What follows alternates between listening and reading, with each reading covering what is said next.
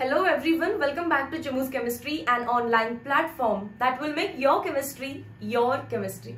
So I hope तुम्ही electrochemistry part 1 व्यवस्थितपणे पाहिलेला आहे. हाच तो फॉर्म्युला होता जिथे जाऊन आपण एंड केलेलं. Quantitative aspects of electrolysis. Electrolysis of molten NaCl मध्ये कॅथोड वरती मेटलचं डिपॉझिशन व्हायचं. सो ते डिपॉझिशन किती झालेलं आहे हे फाइंड करण्यासाठी फॉर्म्युला होता W is equals to I into T divided by 96500 into mole ratio into molecular weight. Mole ratio कसं फाइंड करायचं तर रिडक्शन म्हणजेच कॅथोड वरती होणारी रिएक्शन तुम्हाला लिहायची आहे. And mole ratio is equals to number of moles of product upon number of moles of electrons. So numerical solve करूया याच्यावरती आपण आता. क्वेश्चन रीड करा. What is mass of magnesium produced during electrolysis of molten MgCl2. हे तर पक्का आता की मोल्टन किंवा फ्युज्ड सॉल्टच्या इलेक्ट्रोलायसिस वेळीच कॅथोड वरती डिपॉझिशन होतं, ॲक्वियसच्या वेळी नाही. ॲक्वियसच्या वेळी ॲनोड वरून पेल ग्रीन कलरचा क्लोरीन गॅस तर कॅथोड वरून हायड्रोजन बबल आउट झालेला. Yes or no? So molten electrolysis असेल तरच डिपॉझिशन होतं. त्याच केसमध्ये W चा फॉर्म्युला यूज करायला लागतो. जर MgCl2 घेतलेला आहे त्यांनी तर याच्यामध्ये मेटल कोण आहे? मॅग्नेशियम आहे. रेडॉक्स नुसार त्याच्यावरती ऑक्सिडेशन स्टेट किती आहे? +2. सो तो किती इलेक्ट्रॉन्स घेईल? 2 इलेक्ट्रॉन्स. सो दॅट तो मेटॅलिक मॅग्नेशियम म्हणून डिपॉझिट होईल. जो काही तुम्हाला सॉल्ट दिलेला आहे त्या सॉल्ट वरून तुम्हाला रिएक्शन लिहिता आली पाहिजे आणि मग तिथूनच आपल्याला फाइंड करता येतो mole ratio. Mole ratio is equals to number of moles of product form 1 upon number of moles of electron 2. आपल्याला W फाइंड करायचंय. W चा formula W is equals to I into T divided by 96500 into mole ratio into molecular weight. मॅग्नेशियमचं molecular weight, not अख्ख्या कंपाऊंडचं, मॅग्नेशियमचं. आणि त्यांनी दिलेलं आहे ते 24 ग्रॅम पर मोल. तुम्हाला माहिती पण असलं पाहिजे, एव्हरी टाइम ते गिवन मध्ये लिहून देणार नाही. So that is equals to I ची व्हॅल्यू किती आहे? By passing 2 ampere current for 482.5 seconds. Value put करून घेऊया. I 2 आहे, टाइम दिलेला आहे 482.5 divided by 96500 into mole ratio दिलेला आहे 1/2 आणि मॉलिक्युलर वेट दिलेला आहे 24. कोणती व्हॅल्यू कट होती असं आहे का? तर 2 ला 2 कट झालं. मी आता याला डेसिमल शिफ्ट करून लिहिते. कसं लिहू शकते मी याला? 48250 कितीने डेसिमल शिफ्ट केला मी? 1 2 3 ने. करेक्ट आहे ना? सो 10 टू द पॉवर काय लिहायला पाहिजे मी? -3. ऍक्च्युअल मध्ये दोन्ही केलं तरी पण सफिशियंट आहे. का करतीये ते थोडंसं सांगते. मला व्हॅल्यू याचं डबल खाली दिसतंय पण याचं ऍक्च्युअल डबल नाहीये. कोणाचं डबल आहे ते? 48250. मग याचा अर्थ मी डेसिमल कितीने शिफ्ट केलाय? फक्त 2 नी. 10 ची power -2 multiplied by 24 as it is divided by 96500. बघा 48,250 चं डबल करा, तुम्हाला 96500 येईल. Yes or no? सो 2 चा, त्याच्यानंतर 2 1 चा 2, 2 12 चा 24. So this is 12 into 10 raised to -2 that is equals to 0.12 gram. 0.12 gram. कोणत्या ऑप्शनला टिक करायला पाहिजे आपण? ऑप्शन नंबर ए ला. फॉर्म्युला माहिती असेल, गिवन डेटा ओळखता आला, आन्सर क्विकली आला. Yes. Next question. Find the number of Faraday's of electricity required to produce 45 gram of aluminium from molten Al2O3. Compound कोणता दिलेला आहे त्यांनी तुम्हाला? Al2O3. हा काय डिपॉझिट करेल? ॲल्युमिनियम. सो मेटल कोणता इथे? ॲल्युमिनियम. ॲल्युमिनियम वरती कॉमन ऑक्सिडेशन स्टेट +3, मग तो किती इलेक्ट्रॉन्स घेणार? 3 मोल इलेक्ट्रॉन्स घेणार आणि ॲल्युमिनियम मेटल म्हणून डिपॉझिट होणार. ही रिएक्शन आपल्याला काय शिकवते? तर ॲल्युमिनियमचं मोलार मास किती असतं रे? 27 ग्रॅम पर मोल. 27 ग्रॅम ॲल्युमिनियम डिपॉझिट करण्यासाठी 3 मोल इलेक्ट्रॉन्स लागतात आणि 1 मोल इलेक्ट्रॉन्स वरचा चार्ज म्हणजे 1 फॅरेडे. मग 3 मोल इलेक्ट्रॉन्स वरचा चार्ज म्हणजेच काय? 3 Faraday. So I can say 3 Faraday corresponds to deposition of 27 gram aluminium. त्यांनी मला विचारलेलं आहे 45 ग्रॅम ॲल्युमिनियम डिपॉझिट होण्यासाठी किती फॅरेडेज लागतील. हे समजलं का तुम्हाला? त्यांनी दिलेलं ॲल्युमिनियम ऑक्साईड म्हणजेच ॲल्युमिनियमची ऑक्सिडेशन स्टेट +3 आहे. 3 इलेक्ट्रॉन्स घेऊन तो ॲल्युमिनियम म्हणून डिपॉझिट करेल. पण हा ॲल्युमिनियम म्हणजेच 27 ग्रॅम ॲल्युमिनियम आहे.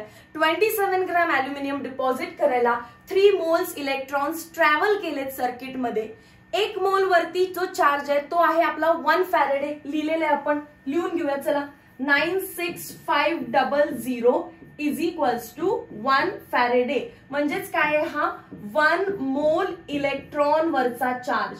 Charge on 1 mole electrons is equals to 1 faraday, nothing but 96500.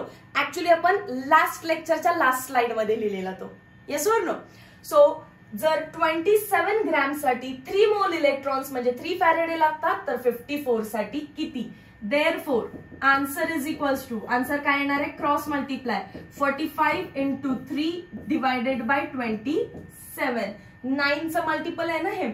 9 3 चा 27, 9 5 चा 45, 3 ला 3 कट. आन्सर काय आलं? 5 फॅरेडे. कोणत्या ऑप्शनला टिक करणार आहे आपण? Option number C. Next, electrolytic cell containing zinc and aluminium salt are connected in series. So हा फॉर्म्युला मी लिहून दिलेला नाहीये, पण आपण आता प्रूफ करणार आहे. समजा आपण सिरीज मध्ये 2 सेल घेतले, एकावरती झिंक आहे आणि एकामध्ये ॲल्युमिनियम आहे. याचा अर्थ एका सेलच्या कॅथोडवर झिंक डिपॉझिट होतोय, दुसऱ्या सेलच्या कॅथोडवरती ॲल्युमिनियम डिपॉझिट करतोय, तो सिरीज मध्ये. मग झिंक डिपॉझिट करत असेल तर मी काय लिहिणार आहे? Weight of deposited zinc is equals to I into T upon 96500 into mole ratio into molecular weight. Correct आहे की नाही? तर ॲल्युमिनियम साठी कसा फॉर्म्युला लिहिला जाईल? Weight of aluminium deposited is equals to I into T upon 96500 into त्याचा mole ratio into त्याचं मॉलिक्युलर वेट. कोणाचं? ॲल्युमिनियमचं. हे कोणाचं आहे? झिंकचं आहे. Yes or no? चला, झिंक असेल तर झिंकचं कॉमन ऑक्सिडेशन स्टेट किती असतं? +2. म्हणजे तो किती इलेक्ट्रॉन्स घेणार? 2. आणि काय बाहेर डिपॉझिट करेल? झिंक. मोल रेशो किती आला मॅम? मोल रेशो आलेला आहे 1/2. Very nice. इकडे ॲल्युमिनियम वरती कॉमन ऑक्सिडेशन आहे +3, तो 3 इलेक्ट्रॉन्स घेईल आणि ॲल्युमिनियम म्हणून डिपॉझिट करेल. सो मोल रेशो किती आला? Mole of product 1, moles of electron 3. So आपण मोल रेशो पण फाइंड केला, याचा पण याचा पण. ओके, दोघांना सिरीज मध्ये कनेक्ट केलेलं आहे, म्हणजे दोघांची पण आय ची व्हॅल्यू जी आहे, आय ची व्हॅल्यू ती सेम असणार आहे. सिरीज मध्ये असल्यामुळे जो करंट झिंकच्या सेल मधून पास होतोय तोच ॲल्युमिनियम मधून पास होणार आहे. Time required for that current पण सेम असणार. अँड 96500 पण काय आहे? कॉन्स्टंट आहे. मी या दोघांचा रेशो घेते. Weight of zinc deposited upon weight of aluminium deposited is equals to I into T divided by 96500. कटच झालं, राहिलं काय? फक्त मोल रेशिओ. MR लिहिलं तर चालेल. Mole ratio of zinc upon mole ratio of aluminium. अजून काय डिफरंट आहे? Molecular weight of zinc upon molecular weight of aluminium. So हा एक फॉर्म्युला आहे जो तुम्हाला लर्न करायचा आहे किंवा कॉन्सेप्ट माहिती असेल तर लागेल त्यावेळी तिथे तो डिराईव्ह करायचा आहे. आता आपल्याला काय सांगितलंय बघा पुढे. 6.5 gram of zinc is deposited in one cell. Calculate the mass of aluminum deposited in the second cell. पहिल्या सेल मध्ये जो झिंक आहे तो झिंक किती डिपॉझिट झालेला आहे 6.5. तर अल्युमिनियम किती डिपॉझिट झालाय ते फाइंड आउट करा. मोल रेशो तर आपण ऑलरेडी फाइंड केलेला आहे. झिंक साठी असतो 1/2, अल्युमिनियम साठी असतो 1/3 इनटू झिंक आणि अल्युमिनियमचं मॉलिक्युलर वेट गिवन मध्ये आहे. झिंक आहे 65 आणि अल्युमिनियम आहे 27. करूया याला सॉल्व. इथेच बघा division is inverse multiplication. So 1/2 upon 1/3 is nothing but मी त्याला असं लिहू शकते 3/2. Yes or no. सॉल्व करा. 3 9 27 as it is weight of aluminium is equals to 6.5 into 2 into 9 divided by 65. तिथेच कॅल्क्युलेशन करत बसले नाही कारण इथे मला कॅन्सलेशन दिसतं. सो हे किती येणार आहे 0.1. Can I write 10 raised to power minus 1? Okay, that is equals to 18 into 10 raised to power minus 1 or 1.8 gram. कोणता ऑप्शन टिक करणार आहे आपण? Option number D. Most of the time weight deposited कुठे ना कुठेतरी पॉइंट मध्ये cut होत असतं. त्यामुळे कॅल्क्युलेशन करण्याआधीच व्हॅल्यूला व्यवस्थित बघून घ्यायचं. Okay. Next part. Calculate the time required in second. Time find करायचं आहे आपल्याला to deposit 3.65 gram copper. Weight deposited काय आहे 6.35 ग्रॅम कॉपर. कॉपरची कॉमन ऑक्सिडेशन स्टेट +2. मग तो 2 इलेक्ट्रॉन्स घेणार आणि कॉपर म्हणून डिपॉझिट करणार आहे. By passing 5 ampere current. I ची व्हॅल्यू दिलेली आहे 5 ampere. Molar mass of copper is 63.5. चलो let's solve. W is equals to I into T upon 96500 into mole ratio into molecular weight. Therefore, W ची value किती आहे weight deposited 6.35. I ची value current 5 ampere. T आपल्याला find करायचं आहे. 96500 denominator आहे. Mole ratio किती आहे रे 1/2 आणि मॉलिक्युलर वेट किती आहे 63.5. व्हॅल्यू व्यवस्थित ऑब्झर्व करा. 6.35 63.5 म्हणजेच काय रे मी याला असंही लिहू शकते ना 63.5 into 10 raised to minus 1. So that 63.5 ला 63.5 कट झाला. उरला काय फक्त 0.1 ला किंवा 10 raised to minus 1 ला इंटू 96500 न्यूमरेटर मध्ये आलं 2, डिनॉमिनेटर मधून न्यूमरेटर मध्ये आलं डिवाइडेड बाय 5 ला खाली घ्या. अजून कोण उरलेलं नाहीये. That is equals to T. Solve करू याला. 5 चा मल्टिपल आहे 5 1 चा 5 6 7 8 9 4 उरले. 5 9 चा 45 1 उरला. 5 3 चा 15 0 0. 2 ने याला काय करून टाकूया मल्टिप्लाय करून टाकूया. 0 0 3 2 चा 6 9 2 चा 18 2 1 चा 2 3. 10 ची पॉवर -1 नको असेल तर एक डेसिमल द्या. That is equals to T. So T आलेला आहे 3860.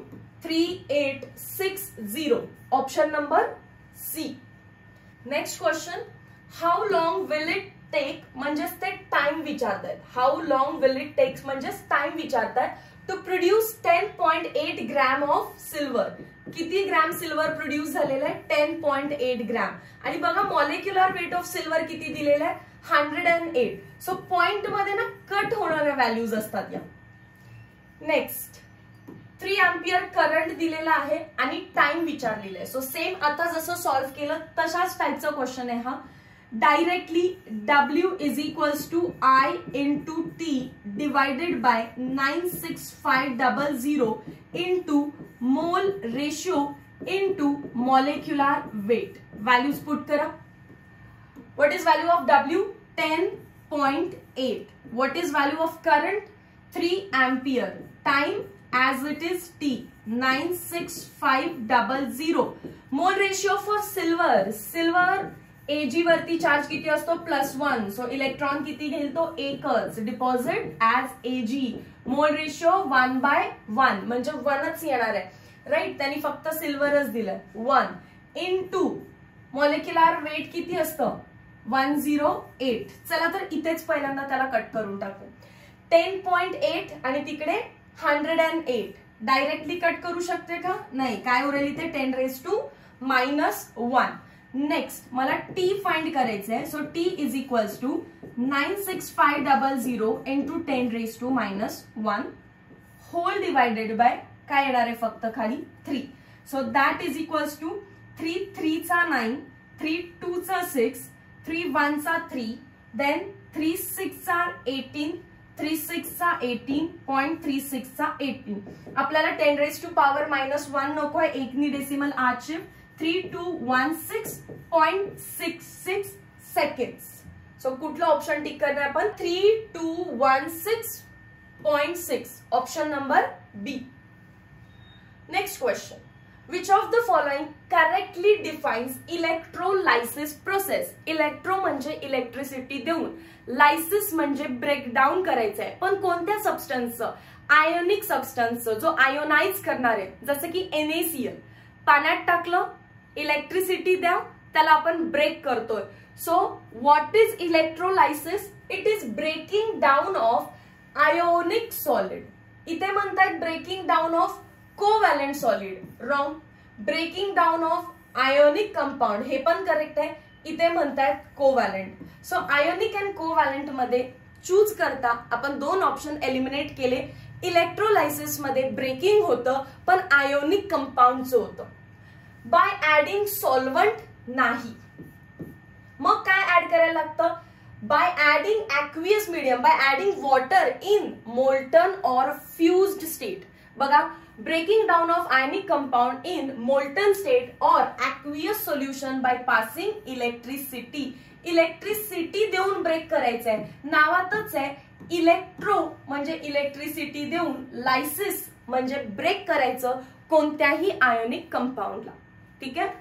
Next part, how many moles of electrons are required to produce 10.8 gram of silver metal from its solution? Weight deposited नाही विचारलेलं, how many moles of electrons विचारलं. हा question अजून simple असतो, अजिबात काही कॅल्क्युलेशन्स नसतात, फक्त रिॲक्शन व्यवस्थित लिहायची असते. कोणता मेटल आहे? सिल्वर. सिल्वरची कॉमन ऑक्सिडेशन स्टेट काय आहे? +1. तर तो एक इलेक्ट्रॉन घेईल आणि सिल्वर ऍज Ag म्हणून डिपॉझिट होईल. जितके सारे कंपाऊंड झालेले आहेत, एका खाली एक लिहून घ्या. मी कॉमन ऑक्सिडेशन स्टेट काय लिहिते ते माहिती असेल तर तेवढेच इलेक्ट्रॉन्स ऍड करायचे आहेत तुम्हाला. आणि हा जो सिल्वर आहे तो सिल्वर 1 मोल आहे, नाही ते काहीच नाही. म्हणजे काय 1 मोल? 1 मोल सिल्वर म्हणजेच किती असतो? 108 ग्रॅम. सो 108 ग्रॅम साठी इथे एक इलेक्ट्रॉन नाही म्हणायचं, काय म्हणायचं? 1 मोल इलेक्ट्रॉन्स म्हणायचे. 1 मोल सिल्वर डिपॉझिट करायला 1 मोल इलेक्ट्रॉन्स लागतात. मला विचारतायत 10.8 ग्रॅम साठी किती? बघा इथे विचारलेलं आहे, how many moles of electrons are required to produce 10.8 gram of silver. किती लागणार आहे रे? एकनी डेसिमल आत शिफ्ट केला, इथे पण करा, 0.1 मोल ऑफ इलेक्ट्रॉन्स. कोणतं ऑप्शन टिक करायला लागेल तुम्हाला? Option number C. सिंपल आहे. सो जेव्हा how many moles of electrons असं काही येतं तेव्हा विदाउट एनी टेन्शन फक्त रिॲक्शन प्रॉपरली लिहायची. Next question, find the number of moles of electron required for reduction of 5 mole of Zn+2 to Zn. ज्यांनी proper अभ्यास केलाय त्याला माहिती आहे हा क्वेश्चन टेक्स्ट बुक मधला सॉल्व्ड आहे, जो की 2023 ला विचारलेला आहे. झिंक आहे, कोणत्या स्टेट मधून कोणत्या स्टेट मध्ये न्यायचंय त्याला? Zn+2 ला Zn मध्ये न्यायचंय. आता आपल्या स्टुडंटला माहिती आहे Zn वरती +2 चार्ज दिसतोय, म्हणजे 2 इलेक्ट्रॉन्स घ्यायचे. Yes or no? मग त्यांनी मला काय विचारतायत, इथे तुम्ही 1 मोल Zn+2 1 मोल Zn मध्ये नेलं आणि इलेक्ट्रॉन्स किती लागले तुम्हाला? 2 मोल. 1 मोल Zn+2 1 मोल Zn मध्ये जात असताना 2 मोल इलेक्ट्रॉन लागतायत. तर 5 मोल Zn+2 2Zn जाण्यासाठी किती लागतील? 5 मोल Zn+2 मल्टिप्लाय करताय ना 5 ने, तर हे किती होणार? 10 इलेक्ट्रॉन्स. मग काय भेटणार? 5Zn. सो कोणत्या ऑप्शनला टिक करायचंय आपल्याला? ऑप्शन नंबर बी ला. Yes or no? Next part, galvanic cell. आपण इलेक्ट्रोलायटिक सेलला एंड करून आता गॅल्व्हॅनिक सेलकडे आलेलो आहे. गॅल्व्हॅनिक सेल हे 2 कंपार्टमेंट सेल असतं. एनोड असतो, कॅथोड असतो. एनोड वरती चार्ज निगेटिव्ह, कॅथोड वरती चार्ज पॉझिटिव्ह. मी गॅल्व्हॅनिक बद्दल बोलतीये म्हणून एनोड आता निगेटिव्ह झाला, कॅथोड आता पॉझिटिव्ह झाला. 2 वेगवेगळ्या कंपार्टमेंटना आपण इलेक्ट्रिकल सर्किट कंप्लीट करण्यासाठी त्याच्यामध्ये सॉल्ट ब्रिज पुट करतो. तर सॉल्ट ब्रिजचे फंक्शन ऍज इट इज विचारू शकतात एमसीक्यू मध्ये. It provides electrical contact between 2 solution. 2 वेगवेगळ्या कंपार्टमेंट मध्ये सोल्युशन आहेत, त्यांना एकमेकांच्या कनेक्शन मध्ये आणायचं असेल तर आपण इलेक्ट्रिकल सर्किट कंप्लीट करण्यासाठी सॉल्ट ब्रिज पुट करतो. सो आपण इथे लिहिलेलं आहे to complete electrical circuit. Next, it prevents mixing of 2 solution. 2 beaker मधले सोल्युशन एकमेकांमध्ये मिक्स होत नाही. It maintains electrical neutrality in both the solutions. सेलच्या वर्किंगच्या टाइम मध्ये सेल जेव्हा वर्क करतो, कोणता सेल? गॅल्व्हॅनिक सेल, तेव्हा एनोडिक कंपार्टमेंट आणि कॅथोडिक कंपार्टमेंट वरती चार्जेस यायला लागतात. एक पॉझिटिव्हली चार्ज बनतो तर दुसरा निगेटिव्हली चार्ज. आणि हे चार्जेस जर जनरेट झालं तर सेल विल स्टॉप वर्किंग. म्हणून चार्जेस ना न्यूट्रलाइज करायचं काम कोण करणार आहे? Salt bridge. पहिलं, to complete electrical circuit. Second, it prevent mixing of 2 solution. And third, जे चार्जेस डेव्हलप होत असतात त्यांना न्यूट्रलाइज करायचं काम पण सॉल्ट ब्रिजच करतं. नेक्स्ट, जर galvanic cell ma'am 2 compartment cell असेल तर त्याला शॉर्टली कसं लिहायचं? त्याचं शॉर्ट नोटेशन काय आहे? एक्स्ट्रीम लेफ्ट हँड साइडला एनोड लिहिला जातो, एक वर्टिकल लाईन दिली जाते आणि त्या एनोडचं सोल्युशन लिहिलं जातं. मी ज्याला म्हणते एनोडिक सोल्युशन. म्हणजेच जर एनोड कॉपरच आहे तर त्याचं सोल्युशन कॉपर सल्फेट सोल्युशन आहे. त्याच्यानंतर salt bridge is represented by double vertical line. Then cathodic solution and एकदम लास्टला कोण येणार आहे? एक्स्ट्रीम राईट हँड साइडला कोण येणार आहे? कॅथोड. ठीक आहे, तिथे एक सेल पण दिलेला आहे बघा. जसं की अॅल्युमिनियम काय असणार आहे? मग इथे एक्स्ट्रीम लेफ्ट हँड साइडला अॅल्युमिनियम दिलाय तर पक्का तो आहे आपला एनोड.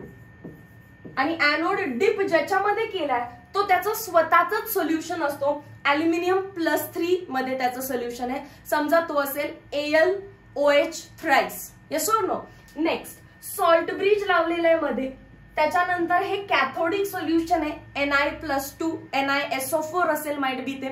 सो Na+2 आहे तर त्याच्यात कोणता कॅथोड डिप करायचा आपण? Na. एक्स्ट्रीम राईटला जो असतो तो कॅथोड. ठीक आहे, सो काय झालं बघा? A that is anode, B that is bridge, C that is cathode. So short मध्ये तुम्ही याला ABC म्हणू शकता. Anode, salt bridge and cathode, ते त्याचं रिप्रेझेंटेशन आहे. जर तुम्हाला अशी सेल दिली असेल तर आता एनोड कॅथोड तर ओळखता येतील आणि एनोड कॅथोड ओळखता आले तर तुम्हाला सेलची रिॲक्शन पण लिहिता आली पाहिजे. ओके, सो एनोड कोण आहे आणि त्याच्यावरती काय रिॲक्शन होणार? एनोड वरती ऑक्सिडेशन होत असतं. जर तुम्हाला रिॲक्शन लिहिता येत असेल तर तुमचे न्यूमेरिकल सॉल्व्ह होणार. पण मॅम आम्हाला रिॲक्शनच लिहिता येत नाही, तर मी तुमचं काम इझी करून देते. ही जी तुम्ही सेलचं रिप्रेझेंटेशन केलेलं आहे, anode, anodic solution, salt bridge, cathodic solution and cathode, ती रिॲक्शन, हे जे काही सेल नोटेशन आहे ते स्वतः ओरडून रिॲक्शन सांगत असतं. सेल नोटेशन स्वतः रिॲक्शन ओरडून सांगत असतं. म्हणजेच काय? अॅल्युमिनियम म्हणतोय मला Al+3 मध्ये न्या. अॅल्युमिनियम काय म्हणतोय? मला Al+3 च्या फॉर्म मध्ये न्या. कसं नेणार रे? एनोड आहे, ऑक्सिडेशन करा. ऑक्सिडेशन म्हणजेच काय? ऑक्सिडेशनची डेफिनेशन काय आहे? Oxidation is loss of electron. मग अॅल्युमिनियमने 3 इलेक्ट्रॉन लूज केले पाहिजेत. हे तर बघून पण समजत होतं. 3 इलेक्ट्रॉन लूज केले तर त्याच्यावर चार्ज किती आला, +3. झाली तुमची एनोडची रिॲक्शन. इथे फक्त पाहिलं Al कुठे गेला, Al+3 कडे. कधी जाईल, जेव्हा तो 3 इलेक्ट्रॉन लूज करेल. आता आपण घेऊया कॅथोड वरती होणारी रिॲक्शन. कॅथोड कॅथोड कॅथोड म्हणजेच काय, तिथे कोणती प्रोसेस होते मॅम, रिडक्शन होतं. आणि रिडक्शन म्हणजे काय, गेन ऑफ इलेक्ट्रॉन्स होतात. रिडक्शन म्हणजे काय, गेन ऑफ इलेक्ट्रॉन्स होतात. परत सेल स्वतः ओरडून सांगते, जशी सेल लिहिली आहे ना तसंच लिहित जायचं. Ni+2 ओरडून सांगतोय की मला Ni मध्ये लिहा, मला Ni मध्ये लिहा किंवा Ni कडे घेऊन जा. मग Ni+2 ने 2 इलेक्ट्रॉन गेन केले तरच तो Ni बनू शकतो. Yes or no. आता एनोडची रिॲक्शन झाली, कॅथोडची रिॲक्शन झाली, या दोघांना ऍड करून आपल्याला लिहायची असते ओव्हरऑल सेल रिॲक्शन. पण ओव्हरऑल सेल रिॲक्शन मध्ये इलेक्ट्रॉन अजिबात नसतो. ओव्हरऑल सेल रिॲक्शन मध्ये इलेक्ट्रॉन अजिबात नसतो. इथे 3 इलेक्ट्रॉन आहेत, इथे 2 इलेक्ट्रॉन आहेत. ते इलेक्ट्रॉन्स तुम्हाला आधी बॅलन्स करावे लागतील. सो एनोडच्या रिॲक्शनला तुम्ही मल्टिप्लाय कशाने करणार, 2 ने. 2 अल्युमिनियम, 2 Al+3 आणि हे किती होणार, 6 इलेक्ट्रॉन्स. सायमल्टेनियसली खाली तुम्ही 3 ने मल्टिप्लाय करणार. 3 Ni+2, 6 इलेक्ट्रॉन्स, 3 Ni. हे का केलं, फर्स्ट इक्वेशनला 2 ने तर नेक्स्ट इक्वेशनला 3 ने मल्टिप्लाय केलं, सो दॅट त्यांचे इलेक्ट्रॉनचा काउंट सेम होईल आणि कट होऊन जाईल. सो ओव्हरऑल रिॲक्शन मध्ये आपल्याला इलेक्ट्रॉन दिसणार नाही. ओव्हरऑल रिॲक्शन काय झाली मग, 2 अल्युमिनियम कोणत्या स्टेट मध्ये येतो, सॉलिड दिलेलं असतं. अल्युमिनियम कोणत्या स्टेट मध्ये येतो, सॉलिड. आणि जेव्हा चार्ज दिसतो तेव्हा ते पक्का काय असतं, ऍक्वियस. पहिले ही बाजू लिहून घ्या. Ni+2 चार्ज दिसतो म्हणून ऍक्वियस आणि चार्ज नसेल तर सॉलिड. ही साइड लिहिताना 2 अल्युमिनियम लिहिले आणि 3 Ni+2 ऍक्वियस पण लिहिलं. आता या साइडच्या इलेक्ट्रॉनला त्या साइडचे इलेक्ट्रॉन कट, एरोच्या या साइडला त्या साइडला सेम काय दिसलं तर कट करायचं असतं. 2 अल्युमिनियम +3 ऍक्वियस +3 Ni सॉलिड. हे झालं ओव्हरऑल रिॲक्शन. आणि number of electrons travel through whole reaction म्हटलं तर 6 म्हणायचंय. ओव्हरऑल इलेक्ट्रॉन्स किती झाले तिथे, 6. ठीक आहे, क्लिअर झालं part. So galvanic cell 2 compartment आहे. 2 कंपार्टमेंटला कनेक्ट करण्यासाठी सॉल्ट ब्रिज वापरलं. ओव्हरऑल सेलचं रिप्रेझेंटेशन ABC फॉर्मॅट मध्ये होतं. सेल नोटेशन लिहिलं तर सेल स्वतः ओरडून सांगते की त्याची रिॲक्शन कशी आहे. ओव्हरऑल रिॲक्शन लिहिताना तुम्हाला इलेक्ट्रॉनचा काउंट हा बॅलन्स करावा लागतो. क्वेश्चन सॉल्व करूया. From following the one which is not true about voltaic cell. Voltaic cell म्हणजे काय ma'am, voltaic is nothing but galvanic cell. Voltaic is nothing but galvanic cell. Anode is negative, true लिहून दिलाय. Cathode is positive, true. It converts electrical energy into chemical energy, false.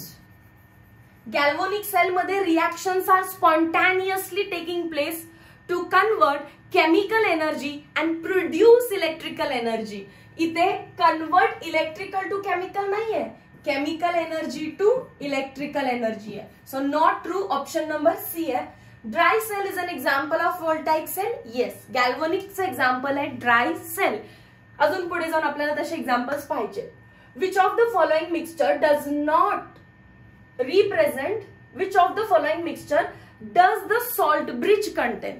Does विचारले, does not नाही, does the salt bridge contain. मी तुम्हाला त्याचा content सांगायचं विसरले, पण बरं झालं MCQ वाला. ऑप्शन नंबर ए करेक्ट आहे. Saturated KCl solution and 5% agar agar gel. हे त्या सॉल्ट ब्रिजचा कंटेंट आहे. What is salt bridge? Salt bridge is U-shaped glass tube. U-shaped glass tube that contains saturated KCl or ammonium nitrate plus 5% agar solution किंवा agar gel पण म्हणतात त्याला. अगार solution किंवा अगार gel पण म्हणतात त्याला. सो खालचा काही पार्ट मला चेक करायची गरजच नाहीये. Next, find total number of moles of electron involve during the following process. या प्रोसेस मध्ये टोटल इलेक्ट्रॉन्स किती लागलेत आणि ही रिएक्शन जरा पाहिली तर हीच आहे बघा. 2 अल्युमिनियम 3 Ni+2 आहे का. 2 aluminium 3 Ni+2 gives 2 aluminium plus 3 Ni. किती इलेक्ट्रॉन्स ट्रॅव्हल झाले तरी टोटल 6. कसे फाइंड केले? ओव्हरऑल रिएक्शन वगैरे काढून मग समजणार का मग आम्हाला मॅम? नाही, तुम्हाला पहिला जायचं अल्युमिनियम कडे. अल्युमिनियम त्याच्या 0 मधून कोणत्या स्टेट मध्ये गेलाय? Al+++ म्हणजेच काय? Al+3 मध्ये. हे करताना +3 चार्ज आलाय. Al 0 पासून +3 मध्ये गेलाय म्हणजे इथे 3 इलेक्ट्रॉन्स रिक्वायर्ड आहेत.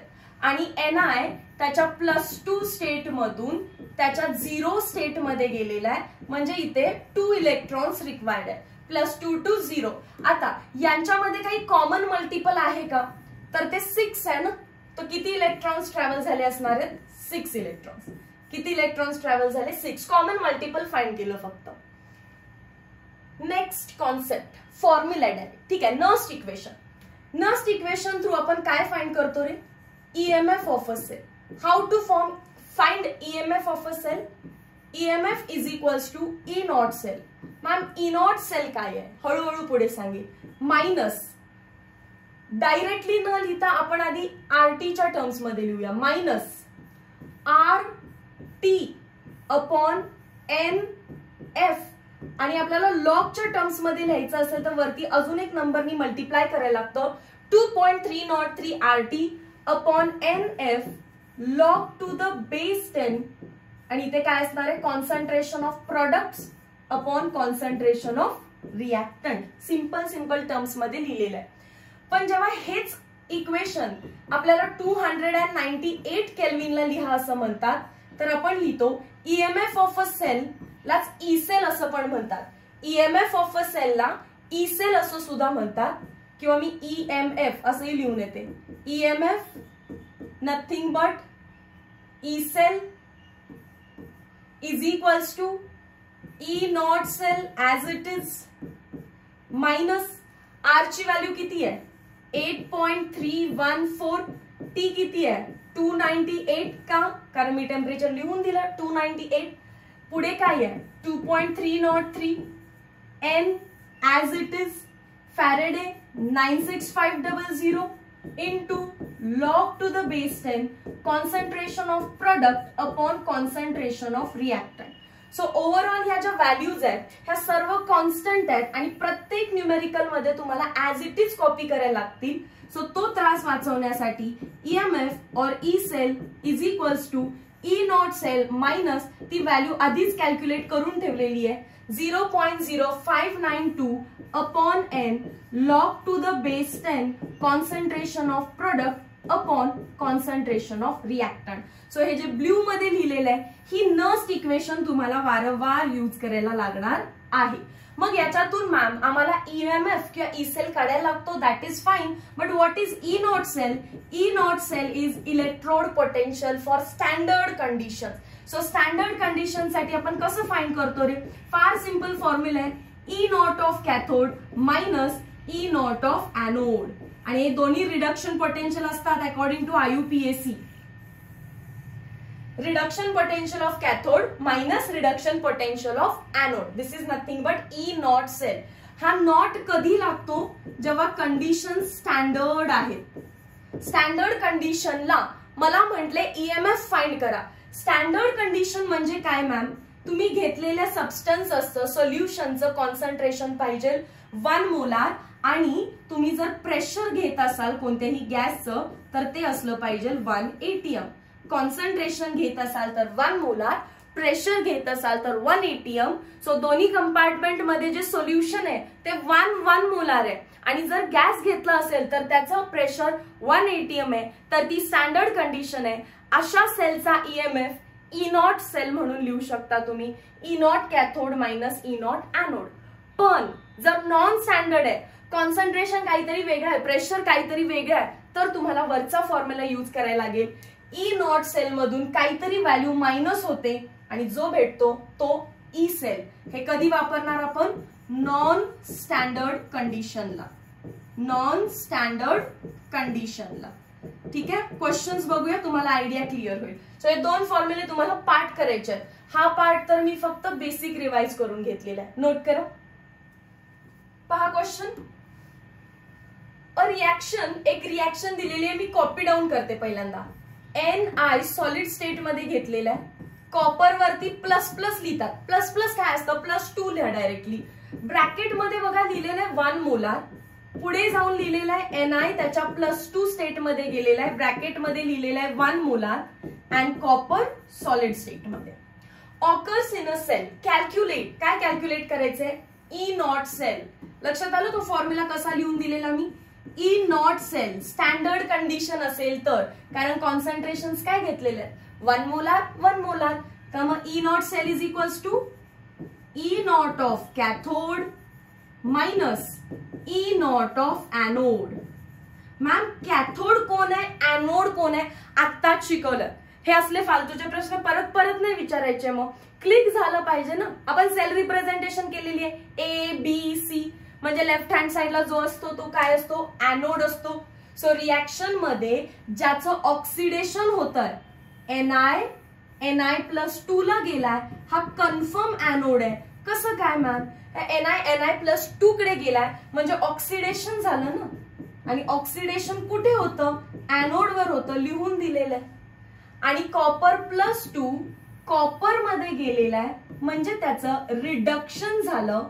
रिडक्शन जिकडे होतं तो आपला कॅथोड असतो. आता लक्षात ठेवा सगळेजण व्यवस्थित, कोण एनोड कोण कॅथोड. सो रिॲक्शन दिली असेल, ज्याचं ऑक्सिडेशन दिलं तो एनोड, ज्याचं रिडक्शन झालं तो कॅथोड. मग एनोड कोण आहे तर Ni हा एनोड आहे. Ni हा काय आहे, एनोड आहे. आणि Cu हा काय आहे, कॅथोड आहे. आपला फॉर्म्युला काय, E naught cathode minus E naught anode. कॅथोडची व्हॅल्यू 0.337 मायनस एनोडची व्हॅल्यू ब्रॅकेट मध्ये लिहिते कारण ती पण मायनस आहे, minus 0.257 volt. So this is 0.337 plus 0.257. करा ऍड. 7 + 7 14, 8 + 1 9, 3 4 5. 0.594 वोल्ट आहे ऑप्शन. येस, आणि पॉझिटिव्ह आहे. ई नॉट सेल पॉझिटिव्ह येणं म्हणजे सेल करेक्टली तुम्ही लिहिलेली आहे अँड सेल स्पॉन्टॅनियसली काम करतीये. ई नॉट सेल जेव्हा पॉझिटिव्ह येतो that means cell is spontaneous किंवा reaction is spontaneous. Done. Next question. Calculate E naught cell. Again E naught cell. E naught सेलचा formula, E naught cell is equals to E naught cathode minus E naught anode. Ma'am cathode आणि anode कसं ओळखायचं, आता लक्षात आहे आम्हाला. Reaction कडे जायचं. Mg 0 मधून +2 कडे गेलाय, ज्याचं ऑक्सिडेशन झालेलं आहे तो एनोड आहे. मग मॅग्नेशियम काय आहे, एनोड आहे.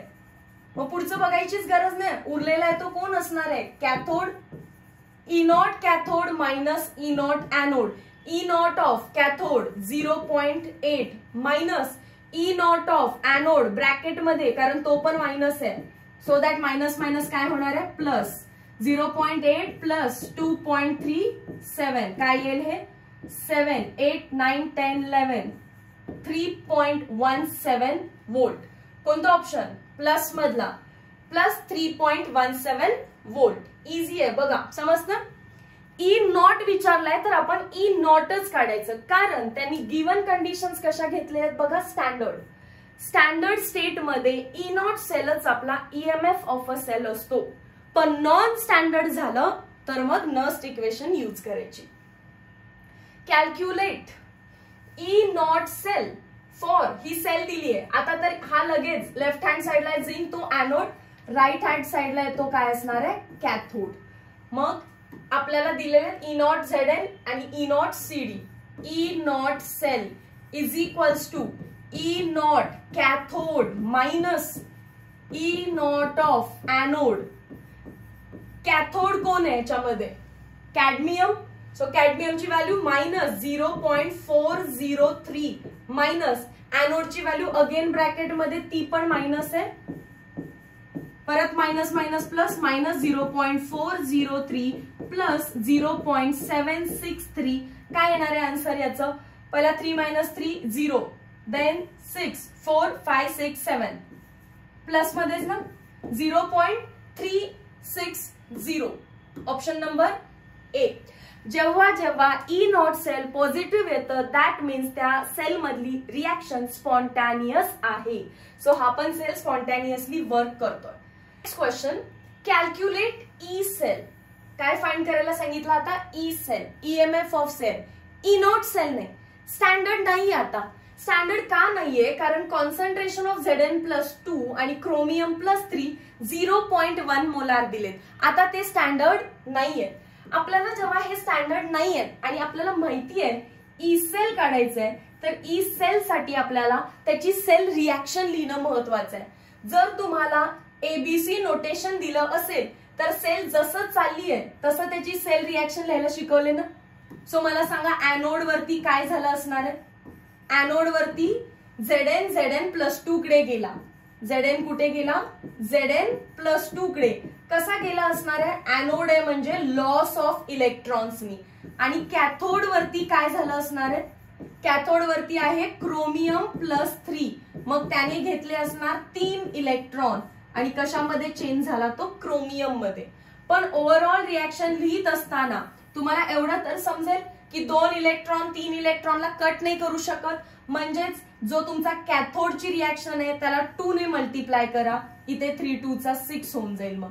आणि हे जे आहे याला 3 ने मल्टिप्लाय करा.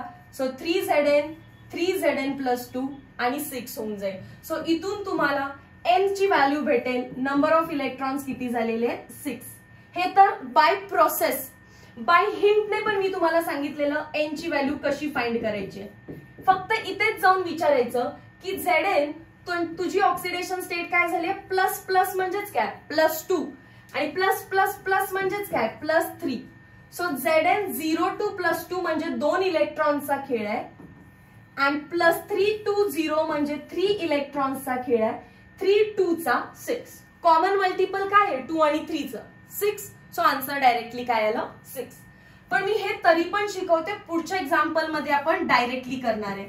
ओव्हरऑल रिॲक्शन करत असताना काय उरलं रे? 3 झिंक स्टेट बघून घ्या. जेव्हा चार्ज नाही तेव्हा सॉलिड. पण 2 क्रोमियम +3 जेव्हा चार्ज आहे तेव्हा ऍक्वियस. काय देईल? 6 ला 6 इलेक्ट्रॉन कट झाले. 3Zn+2 ऍक्वियस आणि 2 क्रोमियम चार्ज नाहीये तेव्हा काय लिहायचं? सॉलिड. का आपण रिॲक्शन का लिहिली? कारण आपल्याला फाइंड करायचंय E cell that is equals to, मी डायरेक्टली फॉर्म्युला वरती लिहिते, E cell is equals to E naught cell minus 0.0592 upon n log to the base 10 concentration of product upon concentration of reactant. मग आता मला E naught cell पाहिजे. E naught cell त्यांनी given मध्ये दिलेलं आहे 0.02 मायनस 0.0592 अपॉन इलेक्ट्रॉन्स किती आहेत? 6 आहेत. Log to the base 10 concentration of product. He reaction असेल तर प्रोडक्ट सांगू शकाल. प्रोडक्ट मध्ये हा सॉलिड आहे, सॉलिड को काटो. सॉलिडचं कॉन्सन्ट्रेशन 1, सो नाही लिहिलं तरी चालेल. मग इथे आहे Zn+2. So concentration of Zn+2 raise to किती आलेलं आहे बघा? 3 divided by concentration of reactant साइडला कोण आहे? हा क्रोमियम +3 रेज टू काय आलेलं आहे? 2 अँड देन सॉलिड को काटो. हे प्रोडक्ट अपॉन रिॲक्टंट आहे, त्याला आत्ताच आपण एक हिंट बनवून टाकूया. Zn+2 म्हणजे कोण आहे रे? आपण ऍनोडचं कॉन्सन्ट्रेशन घेणार आहे ना, ऍनोड सोल्युशनचं कॉन्सन्ट्रेशन घेणार आहे. सो मी असं लिहू शकते, ऍनोडला ब्रॅकेट मध्ये लिहिते कॉन्सन्ट्रेशन ऑफ ऍनोडिक सोल्युशन आणि क्रोमियम म्हणजे कोण आहे? कॉन्सन्ट्रेशन ऑफ कॅथोडिक सोल्युशन असंही म्हणू शकते. पण एवढंच आहे का? रेज टू काहीतरी आहे. ऍनोडच्या रेज टूला क्रोमियमचा चार्ज आहे. ऍनोडच्या रेजला कोणाचा चार्ज आहे? कॅथोडचा चार्ज आहे. बरोबर आहे ना? आणि कॅथोड म्हणजे क्रोमियमच्या याला ऍनोडचा चार्ज आहे. एवढं लक्षात राहिलं तर बिना रिॲक्शनचं हे पाहता तुम्हाला प्रोडक्ट अपॉन रिॲक्टंट करता येईल. प्रोडक्ट कोण असतो? ॲनोड, आणि रिॲक्टंट कोण असतो? कॅथोड. प्रोडक्ट अपॉन रिॲक्टंट बघा तिकडे, प्रोडक्ट अपॉन रिॲक्टंट. प्रोडक्ट कोण आहे? ॲनोड. रिॲक्टंट कोण आहे? कॅथोड. पण त्यांच्या रेजला अपोजिट वाल्यांचे चार्जेस लावायचे आणि चार्जेस आपण फाइंड आउट करू शकतो. इथपर्यंत ओके. व्हॅल्यूज पुट करा. That is equals to 0.02 minus 0. Again 0 0 किती येणार आहे? 5 6 9 चा.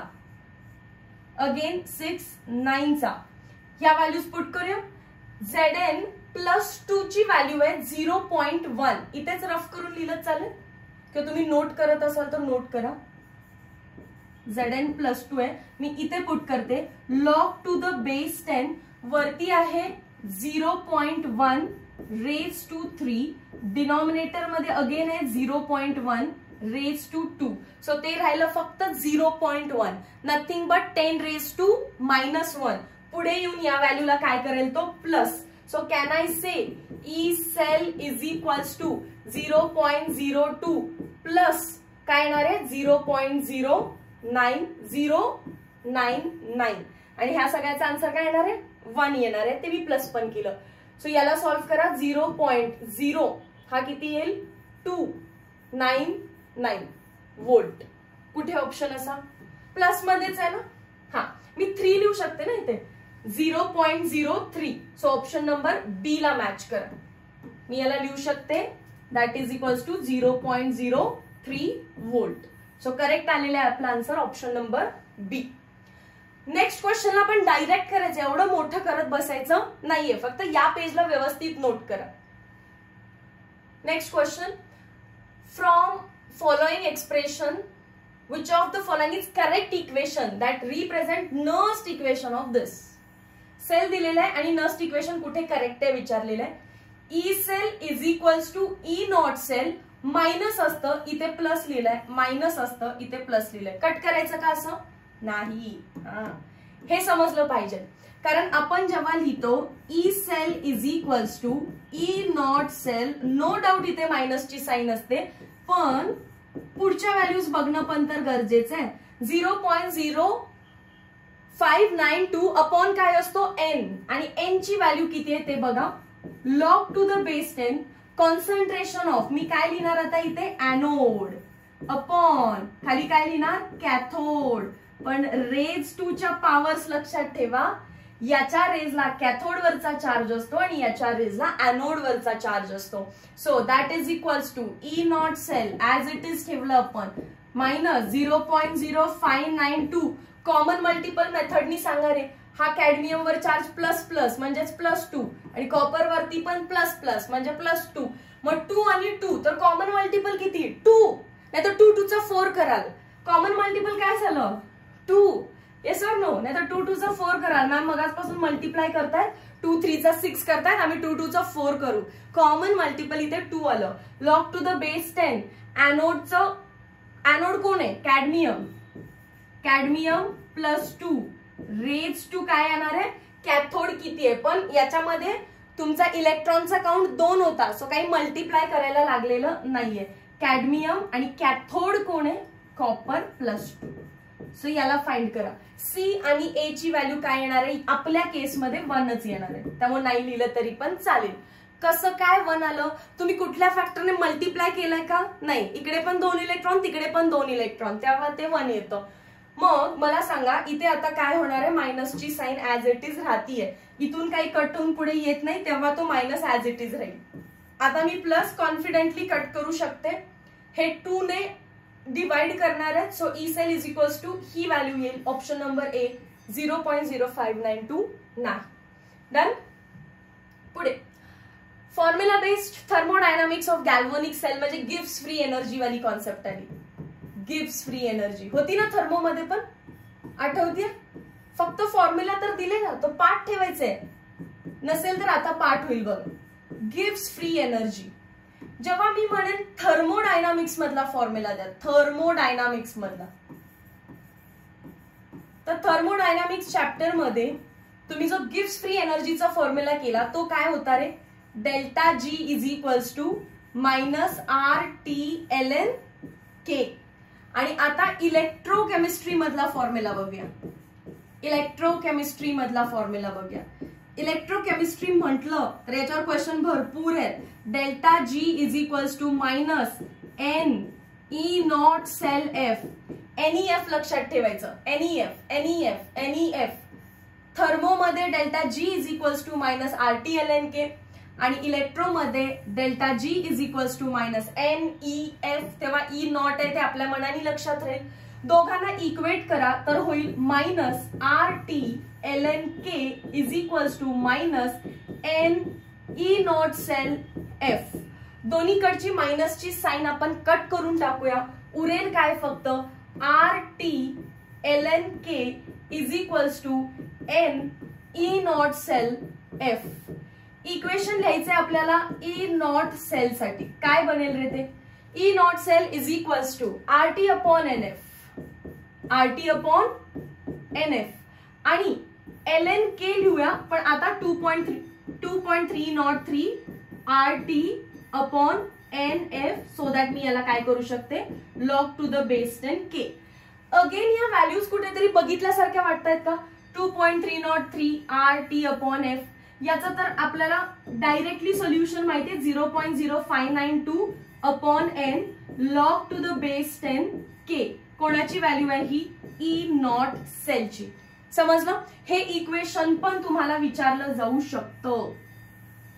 ऍज इट इज लर्न करायचंय. याच्यातून पुढे पुढे तर के ची पण व्हॅल्यू विचारतात. डायरेक्टली के सांगा. मी एवढ्याशा जागेत सॉल्व्ह करते, बघा ते व्यवस्थित. मी के ऍज इट इज ठेवणार आहे, तर एन इकडे येऊन मल्टिप्लाय होईल, म्हणजे असं होईल N इंटू E0 सेल. आणि तो 0.0592 कशाला येणार आहे, डिवाइडला. N वरती जाऊन मल्टिप्लाय झाला, हा खाली येऊन डिवाइड झाला. लॉग या साईडला आला तेव्हा काय झाला, अँटीलॉग. अँटीलॉग म्हणजे 10⁻² ची व्हॅल्यू. सो 10⁻² ते सर्व वरती जाणार आहे. That is nothing but K. So K ची व्हॅल्यू विचारली तर 10⁻² N इंटू E0 अपॉन 0.0592. याच्यावरती पण क्वेश्चन येऊ शकतात. It is also IMP. So 4 फॉर्म्युले आले आपल्या गॅल्व्हॅनिक मधून. Minus RT-ln K, delta G is equals to minus NEF. Third आला E0 cell is equals to 0.0592 upon N log to the base 10 K. And 4 K is equals to 10⁻n E0 cell upon 0.0592. काय question विचारू शकता, delta G extensive आहे की intensive आहे. अरे gives free energy thermo मध्ये झालेला आहे. Gives free energy, E for energy, E for extensive. So it is extensive. आणि हे कोण आहे, E0 सेल. E0 कधी म्हणतो, स्टँडर्ड. जेव्हा वर्ड स्टँडर्ड येतो तेव्हा ते पक्का काय असतं, इंटेन्सिव्ह प्रॉपर्टी. काय असणार आहे, इंटेन्सिव्ह प्रॉपर्टी. डन. इथपर्यंत क्लिअर झालं. Let's go. क्वेश्चन्स बघू याच्यावरती काय काय विचारले. 2023 मध्ये calculate delta G0 for the cell. Delta G0 is equals to minus NE0 cell F. आता या दोन्ही केस मध्ये जो आपण G फाइंड केलाय तो स्टँडर्ड कंडिशनचाच आहे. ठीक आहे. चल. Therefore delta G0 is equals to minus N ची value, number of electrons directly find करूया. SN 0 मधून प्लस प्लस म्हणजे +2 मध्ये गेलाय. 2 इलेक्ट्रॉन्स ट्रॅव्हल झाले असणार आहेत. अँड सिल्वर +1 मधून 0 मध्ये गेलाय तर 1 इलेक्ट्रॉन ट्रॅव्हल झाला असणार आहे. कॉमन मल्टिपल काय याचं, 2. कॉमन मल्टिपल काय याचं, 2. तर नंबर ऑफ इलेक्ट्रॉन्स किती असणार आहेत, 2. E0 सेल डेफिनेटली गिवन असणार आहे 0.9 अँड फॅरेडेची value 96500. That is equals to minus as it is. याला सॉल्व्ह करा. 1.8 इंटू 96500. That is equal. इथलं जे मल्टिप्लिकेशन आहे ते तुम्हाला करून ऑप्शन टिक करायचं आहे आणि जे काही आन्सर असेल तर आपल्याला ते चॅट सेक्शन मध्ये सांगायचं आहे. Moving towards next part. Theoretical question आहे, which from following sentences is not correct. Delta G0 is extensive, हे ट्रू आहे. E0 cell is standard electrode potential. Standard म्हणजे इंटेन्सिव्ह, ट्रू आहे. Electrical work done gives free energy काय work done आहे NEF, हे पण true आहे. For a chemical reaction to be spontaneous E0 cell must be positive, ते negative म्हणतात, हे स्टेटमेंट फॉल्स आहे. आणि यामध्ये कन्फ्यूज होऊ नका, electrical work done is nothing but NEF, ठीक आहे, which is E0 cell, and W is nothing but minus delta G. त्यामुळे आपण तिकडे मायनसची साइन शिफ्ट केली आणि फॉर्म्युला काय आला आपला, delta G is equals to minus NEF. पण वर्क डन विचारलं तर ते पॉझिटिव्हच आहे NE0F. So option number 3 correct आहे. डी मध्ये for spontaneous reaction E0 cell must be positive, ते निगेटिव्ह म्हणतात, which is false. Next question, calculate delta G0 for the following reaction. Again आपल्याला डेल्टा G0 फाइंड आउट करायचंय, which is equals to minus NE0 cell into F, that is equals to N किती येणार आहे तुम्ही find out करा, 0 to 2 आणि इकडे परत 2 to 0, म्हणजे ओव्हरऑल इलेक्ट्रॉनचा काउंट तुम्हाला 2 येईल. E0 सेल गिवन मध्ये अगेन 2.23 अँड फॅरेडेची व्हॅल्यू आहे 96500.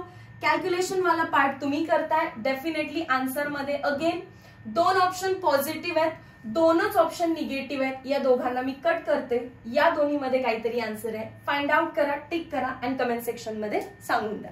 Okay, moving towards next part, standard hydrogen electrode. Standard hydrogen इलेक्ट्रोडलाच आपण प्रायमरी रेफरन्स इलेक्ट्रोड पण म्हणतो. तर हा पण एक MCQ असू शकतो. It is called as primary reference electrode. What is reference electrode? Reference electrode म्हणजे याचा यूज करून with the help of standard hydrogen electrode मी बाकी कुठल्याही मेटलचा इलेक्ट्रोड किंवा रिडक्शन पोटेन्शियल फाइंड आउट करू शकते. याला ऍज अ एनोड घ्यायचं, याच्या पेअर मध्ये तुम्हाला कोणता हवा तो मेटल ऍज अ कॅथोड घ्या. तुम्हाला SHEचं पोटेन्शियल 0 आहे हे माहिती पाहिजे, तर रिमेनिंग वाल्याचं पोटेन्शियल गॅल्व्हनोमीटर वरती दिसत असेल. कारण गॅल्व्हनिक सेल काय आहे, 2 कंपार्टमेंट सेल आहे. एनोडिक कंपार्टमेंट मध्ये तुम्ही SHE as it is electrode ठेवा, कॅथोडिक कंपार्टमेंट मध्ये तुम्ही कॉपर ठेवा. सो या केसमध्ये केमिकल रिएक्शन स्पॉन्टॅनियसली होऊन इलेक्ट्रिसिटी प्रोड्यूस करेल आणि गॅल्व्हनोमीटर डिफ्लेक्ट होतो. गॅल्व्हनोमीटर वरती जी व्हॅल्यू आहे ती प्युअरली आता कॉपरची असणार आहे, कारण स्टँडर्ड हायड्रोजन इलेक्ट्रोडचं पोटेन्शियल आपण 0 कन्सिडर केलेलं आहे, म्हणून आपण त्याला काय म्हणतो, reference electrode. E0 of standard hydrogen electrode is equals to 0.00 volt. लिहिण्याची पद्धत आहे ती, that is nothing but 0 volt. हा पार्ट क्लिअर आहे. कन्स्ट्रक्शन बघा, कन्स्ट्रक्शन मध्ये तुम्हाला माहिती पाहिजे, एक प्लॅटिनमची काय वायर आहे हे खाली, which is mount with platinum plate. Platinum plate is coated with platinum black, म्हणून काय लिहिलेलं आहे, प्लॅटिनाइज्ड प्लॅटिनम प्लेट. एक प्लेट घेतली आहे, त्याला प्लॅटिनम ब्लॅकने काय केलं, कोटिंग केलेलं आहे. एक वायर थ्रू आपण त्याला सस्पेंड करतो. वायर कोणती यूज केलेली आहे, वरती कॉपर वायर. हा इतकासा पार्ट फक्त प्लॅटिनम वायरचा आहे, सो हा कन्फ्यूज करून घेऊ नका. पूर्ण मोठी वायर आहे ती कॉपरची आहे, इथून खाली छोटीशी प्लॅटिनमची वायर आहे, त्यालाच प्लॅटिनमची कोटेड प्लेट आहे. हे पूर्ण ॲपॅरेटस एका ग्लास जॅकेट मध्ये फिट केलेलं आहे. त्या ग्लास जॅकेटला एक इनलेट आहे, ज्या inlet through pure and dry hydrogen gas आतमध्ये जाणार आहे. Pure and dry hydrogen gas, आणि त्या गॅसचं प्रेशर आहे 1 ATM. जसं हा हायड्रोजन गॅस पास होतोय, एका बीकर मध्ये आपण हे पूर्ण ॲपॅरेटस ठेवलं आणि बीकर मध्ये काय घेणार आहे आपण, H+ आयन्सच कॉन्सन्ट्रेशन. कारण तुम्हाला माहिती आहे, जो एनोड आहे आपला, जो एनोड आहे, जो कॅथोड आहे, म्हणजेच जो इलेक्ट्रोड आहे, तो आपण त्याच्या स्वतःच्या सोल्युशन मध्ये डिप करतो. सो हायड्रोजन गॅस आहे, तर H+ आयन्सच काय पाहिजे आपल्याला, सोल्युशन पाहिजे. ते H+ आयन्स किती मोलार पाहिजेत, 1 मोलार. सो हे सर्व ॲपॅरेटस वरती ते क्वेश्चन विचारू शकतात. SHE बिल्ड करणं थोडंसं काय आहे, कॉम्प्लिकेटेड वर्क आहे. It is difficult to build SHE. त्याचं रिझन आहे, dry and pure hydrogen gas मिळणं डिफिकल्ट आहे. डिफिकल्टीज लिहिते मी, pure and dry hydrogen gas मिळणं डिफिकल्ट आहे. Then pressure of hydrogen gas 1 atm constantly maintain करणं डिफिकल्ट आहे. प्रेशर व्हॅरी झालं तर SHE चे रिझल्ट वेगळे येणार आहेत. आणि जे बीकर मध्ये तुम्ही H+ आयन्स घेतलेले आहे त्याचं कॉन्सन्ट्रेशन ऑल टाइम 1 मोलार ठेवणं डिफिकल्ट आहे. सो हे 3 गोष्टी जे लिहिलेत हे मेंटेन करणं डिफिकल्ट आहे. सो SHE ला कन्स्ट्रक्ट करणं पण डिफिकल्ट आहे. ओके, पण तरी आपण कन्स्ट्रक्ट केलेलं आहे आणि SHE चं इलेक्ट्रोड पोटेन्शियल आपण 0 कन्सिडर करतो सो दॅट त्याच्या रिस्पेक्ट मध्ये आपल्याला बाकी सगळ्या मेटलचे रिडक्शन पोटेन्शियल्स कॅल्क्युलेट करता येतील. इथपर्यंत पार्ट क्लिअर असेल. आता आपल्याला SHE ला एनोड म्हणून पण वापरता येतं आणि कॅथोड म्हणून पण वापरता येतं. एनोड म्हणून जर तुम्ही वापरलं तर पहिल्यांदा आपल्याला प्लॅटिनमची वायर दिसेल, त्याच्यानंतर आपल्याला दिसेल तो जॅकेट मधून पास होणारा हायड्रोजन गॅस ज्याचं प्रेशर किती आहे 1 atm आणि त्याच्यानंतर आपल्याला दिसेल H+ आयन्सचं 1 molar aqueous solution. Correct, असंच रिप्रेझेंटेशन असेल. पण जर तुम्ही त्याला ऍज अ कॅथोड म्हणून घेतलं तर पहिला सोल्युशन पासून स्टार्ट करायचं. सो H+ ॲक्वियस जे की 1 मोलार घेतलेलं आहे, कसंही असं ब्रॅकेट मध्ये लिहिलं तरी चालेल. देन काय दिसणार आहे आपल्याला, इथे डबल हेडेड ॲरो नाहीये, सॉल्ट ब्रिज नाहीये, सिंगल हेडेड आहे. चलो नेक्स्ट, याच्या नंतर सॉल्ट ब्रिज आला असता. आता फक्त उलट लिहित जायचंय. H+ लिहिलं, H2 गॅस ज्याचं प्रेशर किती आहे 1 atm आहे आणि सगळ्यात लास्टला काय असणार आहे प्लॅटिनम वायर जी की सॉलिड स्टेट मध्ये. रिप्रेझेंटेशन व्यवस्थित बघा. एनोड वेळी तुम्ही पहिल्यांदा ती वायर सांगताय, मग हायड्रोजन गॅस सांगताय आणि मग बीकर मधलं सोल्युशन सांगताय. पण ऍज अ कॅथोड म्हणून यूज केलं तर पहिलं सोल्युशन सांगणार आहे, देन गॅस सांगताय अँड देन वायर बद्दल सांगताय. आता रिॲक्शन पण लिहूया. रिॲक्शन तर मॅम स्वतः सेल सांगत असते. तर येस, प्लॅटिनम इनर्ट आहे, does not take part in reaction. H2 gas आपल्याला सांगतोय की त्याला H मध्ये कन्वर्ट व्हायचंय. सो एनोड वरती रिॲक्शन जर विचारली SHE चं तर काय लिहिणार आपण, hydrogen gas gets converted to H+. Anode म्हणजे काय, ऑक्सिडेशन होतं. ऑक्सिडेशन म्हणजेच काय, लॉस ऑफ इलेक्ट्रॉन होतो. सो एक H+ एक इलेक्ट्रॉन लूज करेल तर 2 H+ 2 इलेक्ट्रॉन्स लूज करतील. बघा बरं, H2 गॅस होता, कशामध्ये ब्रेक झाला तो, 2 H+ आयन्स अँड 2 इलेक्ट्रॉन्स बाहेर गेले. सिमिलरली जर आपल्याला कॅथोड विचारलं असतं तर याचं रिव्हर्स करा किंवा इथून लिहा. H+ ला कुठे जायचंय, H2 मध्ये जायचंय. कसा जाईल तो, H+ एक इलेक्ट्रॉन एक्सेप्ट केला तर H मध्ये जातो, 2 H+ 2 इलेक्ट्रॉन्स एक्सेप्ट करतात अँड H2 गॅस मध्ये जातात. सो एनोडला रिव्हर्स केलं की कॅथोडची रिॲक्शन बनतीये का बघा. SHE चं कन्स्ट्रक्शन व्यवस्थित वाचायचंय. 3 डिफिकल्टीज आहेत. त्याचं स्टँडर्ड रिडक्शन किंवा ऑक्सिडेशन पोटेन्शियल दोन्ही 0 आहेत. Anodic representation, cathodic representation, anode cell reaction, cathode cell reaction. इथपर्यंतचा पार्ट माहिती पाहिजे. वन मोर ऍडिशनल थिंग, जर आपल्याला EMFच लिहायचंय, EMF ऑफ अ सेल ज्यालाच आपण E सेल लिहितो, तर तो काय असतो, E0 cell -0.0592 upon n log to the base 10 concentration of product ज्यालाच आपण काय लिहिलेलं anode upon concentration of cathode. Yes or no, इथपर्यंत पार्ट क्लिअर आहे.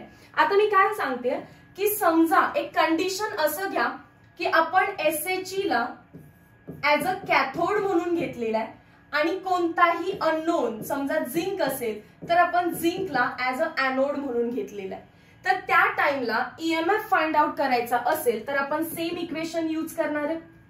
येस, आता जर या केसमध्ये मी झिंकला इरेज केलं आणि इथे कोणताही, आता तर आपण काहीच नाही घेतोय जस्ट बिकॉज आपल्याकडे व्हॅल्यूज नाही आहेत आणि SHE ला तुम्ही कॅथोड म्हणून यूज करताय फक्त आणि त्या सेलचा EMF फाइंड करायचा आहे. तर E cell is equals to E0 cell काय असणार आहे, फक्त SHE आहे तर 0 असणार आहे, म्हणजे राहिलं फक्त -0.0592 अपॉन इलेक्ट्रॉन्स किती ट्रॅव्हल करतात रे SHE मध्ये 2. आता फॉर एव्हर साठी लक्षात ठेवा, प्रत्येक वेळी कॅल्क्युलेट नाही करायचं. स्टँडर्ड हायड्रोजन इलेक्ट्रोड म्हटलं तर नंबर ऑफ इलेक्ट्रॉन्स किती येणार आहे 2 log to the base 10 concentration of anode. Anode कडे तर आपण कोणच घेतलेलं नाहीये आता तर त्याला 1 कन्सिडर करा. अँड कॅथोड, कॅथोड म्हणजेच कोण आहे आपला SHE. तर कॅथोड वाला पार्ट बघा, कॅथोड वाला पार्ट बघा. फक्त ही रिॲक्शन झाली तर कॅथोडच्या टर्म्स मध्ये मला काय लिहावं लागेल प्रोडक्ट अपॉन रिॲक्टंट. हा कोण आहे हायड्रोजन गॅस, हा कोण आहे H+ ion concentration. So product is nothing but pressure of hydrogen gas. Product मध्ये मी काय लिहायला पाहिजे प्रेशर ऑफ हायड्रोजन गॅस आणि रिॲक्टंट मध्ये काय लिहायला पाहिजे H+2. कारण एनोड कोणच नाहीये, फक्त आपण याचं रिडक्शन पोटेन्शियल फाइंड करतो. तर हा प्रोडक्ट आहे, हा इकडे काय आहे ऍक्वियस स्टेट मधला रिॲक्टंट आहे. गॅस असेल तर प्रेशर आणि सोल्युशन असेल तर कॉन्सन्ट्रेशन. जी स्टायशोमेट्री आहे ती कुठे जात असते रेज 2 मध्ये. हा एक फॉर्म्युला डायरेक्टली विचारू शकतात. करूयात question. Which of the following is not a difficulty. Maintain pure hydrogen difficulty आहे. ड्राय हायड्रोजन मेंटेन करणं एक्झॅक्टली 1 atm प्रेशर म्हणजेच last. To bring the reaction in reverse direction is the difficulty. नाही, difficulty 3 होत्या. Pure and dry hydrogen 1 atm hydrogen pressure maintain करणं आणि 1 molar concentration H+ maintain करणं. So ह्या 3च difficulties आहेत. Reaction can come to reverse direction. Next question. Which equation from following correctly represents electrode potential of SHE. आपण आत्ताच find केलेलं E0 cell is equals to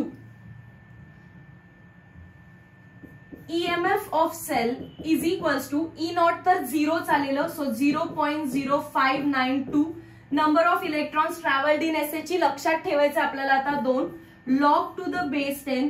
product मध्ये hydrogen गॅसचं pressure आणि रिॲक्टंट मध्ये H+ ion concentration raise to 2.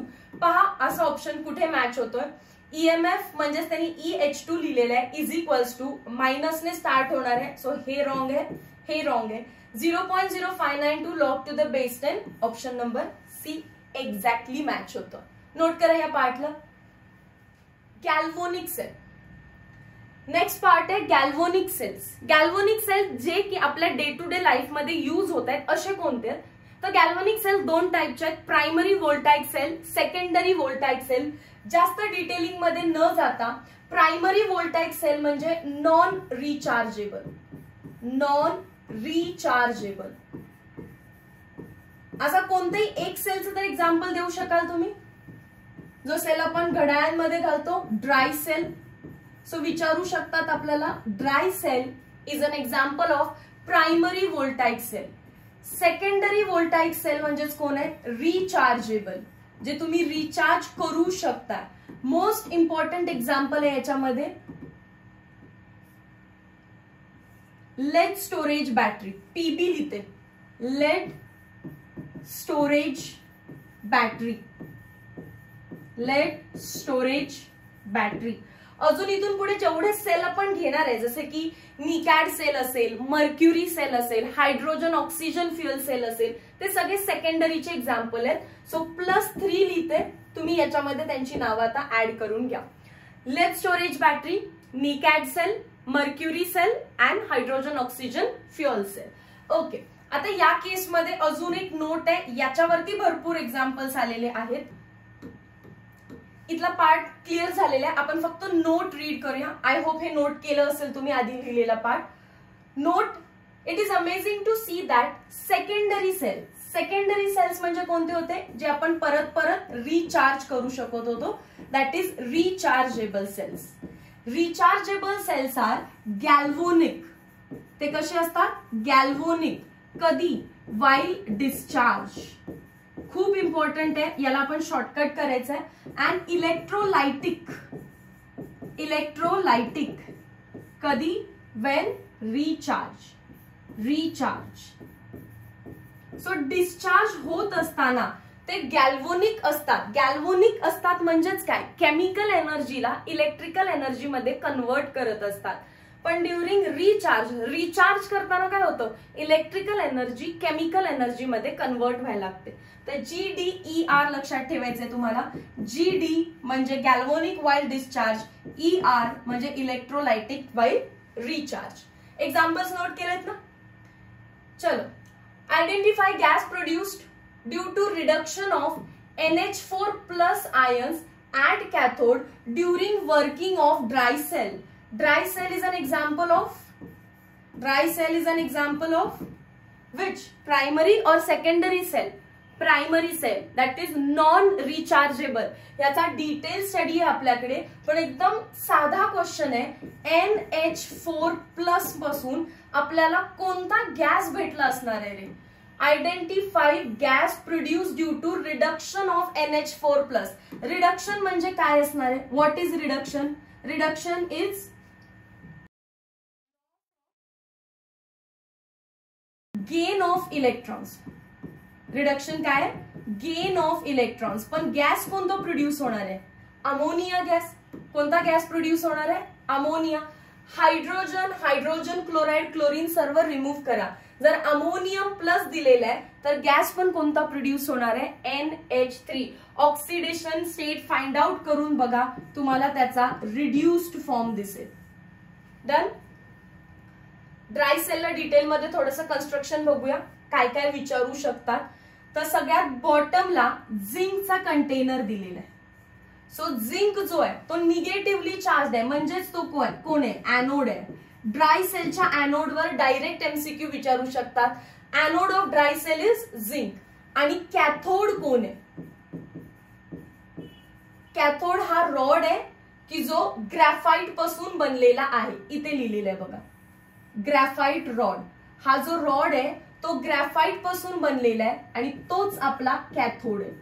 So dry sale मध्ये पहिला MCQ झाला, एनोड कोण आहे, कॅथोड कोण आहे. डन. आता एनोड नंतर आतलं जे मटेरियल आहे त्याला सेपरेट करण्यासाठी आपण एक पेपर स्पेसर यूज केलेला आहे. हा जो काही कंटेनर आहे तो झिंक पासून बनलेला आहे आणि मध्ये हा जो गॅप दिसतोय त्याच्यामध्ये पेपर स्पेसर आहे. त्याच्या आतमध्ये आपण पेस्ट ठेवलेली आहे, इलेक्ट्रोलायटिक पेस्ट आहे, पण ती ड्राय आहे. It is paste of ammonium chloride and zinc chloride. Paste of हा जो मोठा पोर्शन आहे that is paste of ammonium chloride plus zinc chloride. आणि ग्रॅफाइट रॉडच्या जस्ट बाजूला पण एक पेस्ट आहे, ती पेस्ट आहे MnO2 आणि कार्बनची. ही आतमधली जी पेस्ट आहे ती आहे MnO2 अँड कार्बनची. सो 4 पार्ट्स डिस्टिंक्टली दिसले का बघा. बाहेर झिंकचं कंटेनर आहे, मध्ये गॅप आहे पेपर स्पेसर, त्याच्या आतमध्ये मेजर पोर्शन आहे अमोनियम क्लोराइड अँड झिंक क्लोराइडचं पेस्ट, ते पण ड्राय फॉर्म मध्ये आहे. ग्रॅफाइटचा रॉड आहे विच इज कॅथोड आणि त्याच्या बाजूची जी पेस्ट आहे ती आहे MnO2 आणि कार्बनची. डन. सो हे कन्स्ट्रक्शन लक्षात ठेवायचं आपल्याला. पुढे एनोड कोण होतं? जर तुम्हाला एनोड लक्षातच राहतोय झिंक आहे तर एनोडचं ऑक्सिडेशन करायचं आहे, म्हणजे Zn goes to Zn+2+2 electron. हे सिंपल आहे. जर तुम्हाला आठवतच आता की एनोड जो आहे, एनोड विच इज झिंक, तर एनोड वरती ऑक्सिडेशन होतं, loss of electron, Zn goes to Zn+2+2 electrons. आणि कॅथोड कोण होता? कॅथोड होता तो ग्रॅफाइटचा रॉड. पण ग्रॅफाइट रॉड तर इनर्ट आहे, म्हणजे आता काम कोण करणार? पेस्ट. पेस्ट मध्ये होतं अमोनियम क्लोराइड. अमोनियम क्लोराइड म्हणजेच काय? NH4 plus Cl minus. जो लागतो तो घेतलाय फक्त अमोनियम प्लस. त्याने एक इलेक्ट्रॉन घेतला तर तो काय रिलीज करतोय? अमोनिया NH3 आणि एक हायड्रोजन इकडे बाहेर पडला. डन. मग 2 इलेक्ट्रॉन्स आले तर 2 NH4 प्लस येणार, 2 इलेक्ट्रॉन्स 2 अमोनिया बनतील आणि H2 गॅस पण बाहेर पडेल. हा पार्ट क्लिअर आहे का बघा. म्हणून मी टिक केलेलं NH4 प्लस इलेक्ट्रॉन गेन करून कोणत्या गॅसमध्ये स्वतः रिड्यूस होणार आहे? NH3 गॅसमध्ये. तो क्वेश्चन विचारलेला. इथपर्यंतचा पार्ट क्लिअर झाला. चला पुढे अजून बघूया. पेस्ट फक्त अमोनियम क्लोराइडचीच होती का? तर नाही. ग्रॅफाइट रॉडच्या जस्ट बाजूला MnO2 ची पण पेस्ट होती. मग त्याची ही रिॲक्शन कॅथोड मध्येच होणार आहे. पेस्ट 2 वेगवेगळ्या टाईपच्या होत्या. कोणती होती अजून MnO2, तो आपल्या या रिलीज झालेल्या हायड्रोजन गॅस सोबत रिॲक्ट करतो आणि बनवतो MnO2O3 plus water. Reaction balance करायची गरज नाहीये, फक्त तुम्हाला माहिती पाहिजे की ड्राय सेलच्या कन्स्ट्रक्शन मध्ये एनोड झिंक आहे तर तो Zn+2 कडे जाईल आणि कॅथोड ग्रॅफाइटचा रॉड आहे विच इज इनर्ट. मग पेस्ट काम करेल. मेजर पेस्ट कोण होतं? अमोनियम प्लस, तो रिड्यूस होतोय, अमोनिया गॅस आणि H2 गॅस पण रिलीज होतोय. पण तो H2 गॅस ग्रॅफाइटच्या बाजूची जी कमी पेस्ट होती MnO2 तो घेईल आणि कशामध्ये कन्वर्ट करतोय Mn2O3. कॅथोड मध्ये दोन्ही रिॲक्शन होत आहेत, याचा अर्थ त्याची ओव्हरऑल फाइंड करायचं असेल तर तुम्हाला या दोघांना ऍड करायला लागेल. ऍड करून काय येतं तो सर्व पार्ट इथे लिहिलेला आहे. ठीक आहे, हा तो ओव्हरऑल रिॲक्शनचा आहे.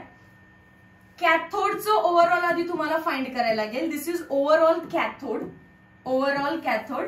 आणि ओव्हरऑल सेल फाइंड करायचं असेल तर इक्वेशन नंबर 1 आणि आता जी येईल इक्वेशन नंबर 2, त्या दोघांना ऍड केलं तर ओव्हरऑल सेल येईल. पण एवढं काही डिटेल मध्ये करू नका फॉर सीईटी. एनोड कॅथोड दोन वेगवेगळ्या टाइपच्या पेस्ट, एवढं लक्षात ठेवा. ड्राय सेलचे यूज काय आहेत? It is use as a source of power in flashlights, portable radios, tape recorders, clock and so on. Done. Options read करा. आपल्याला विचारलेलं आहे which of the following is not true. Energy stored in dry cell is in the form of chemical energy. True. It cannot be recharge, हे पण true आहे कारण once use throw करावं लागतं.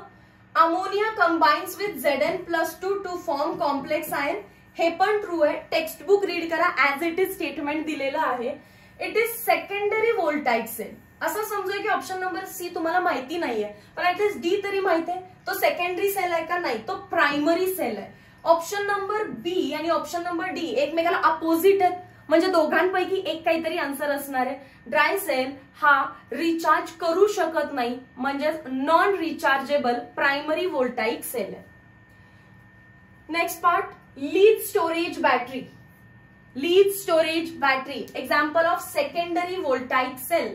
त्याचं construction, a group of lead plates packed with spongy leads serves at anode.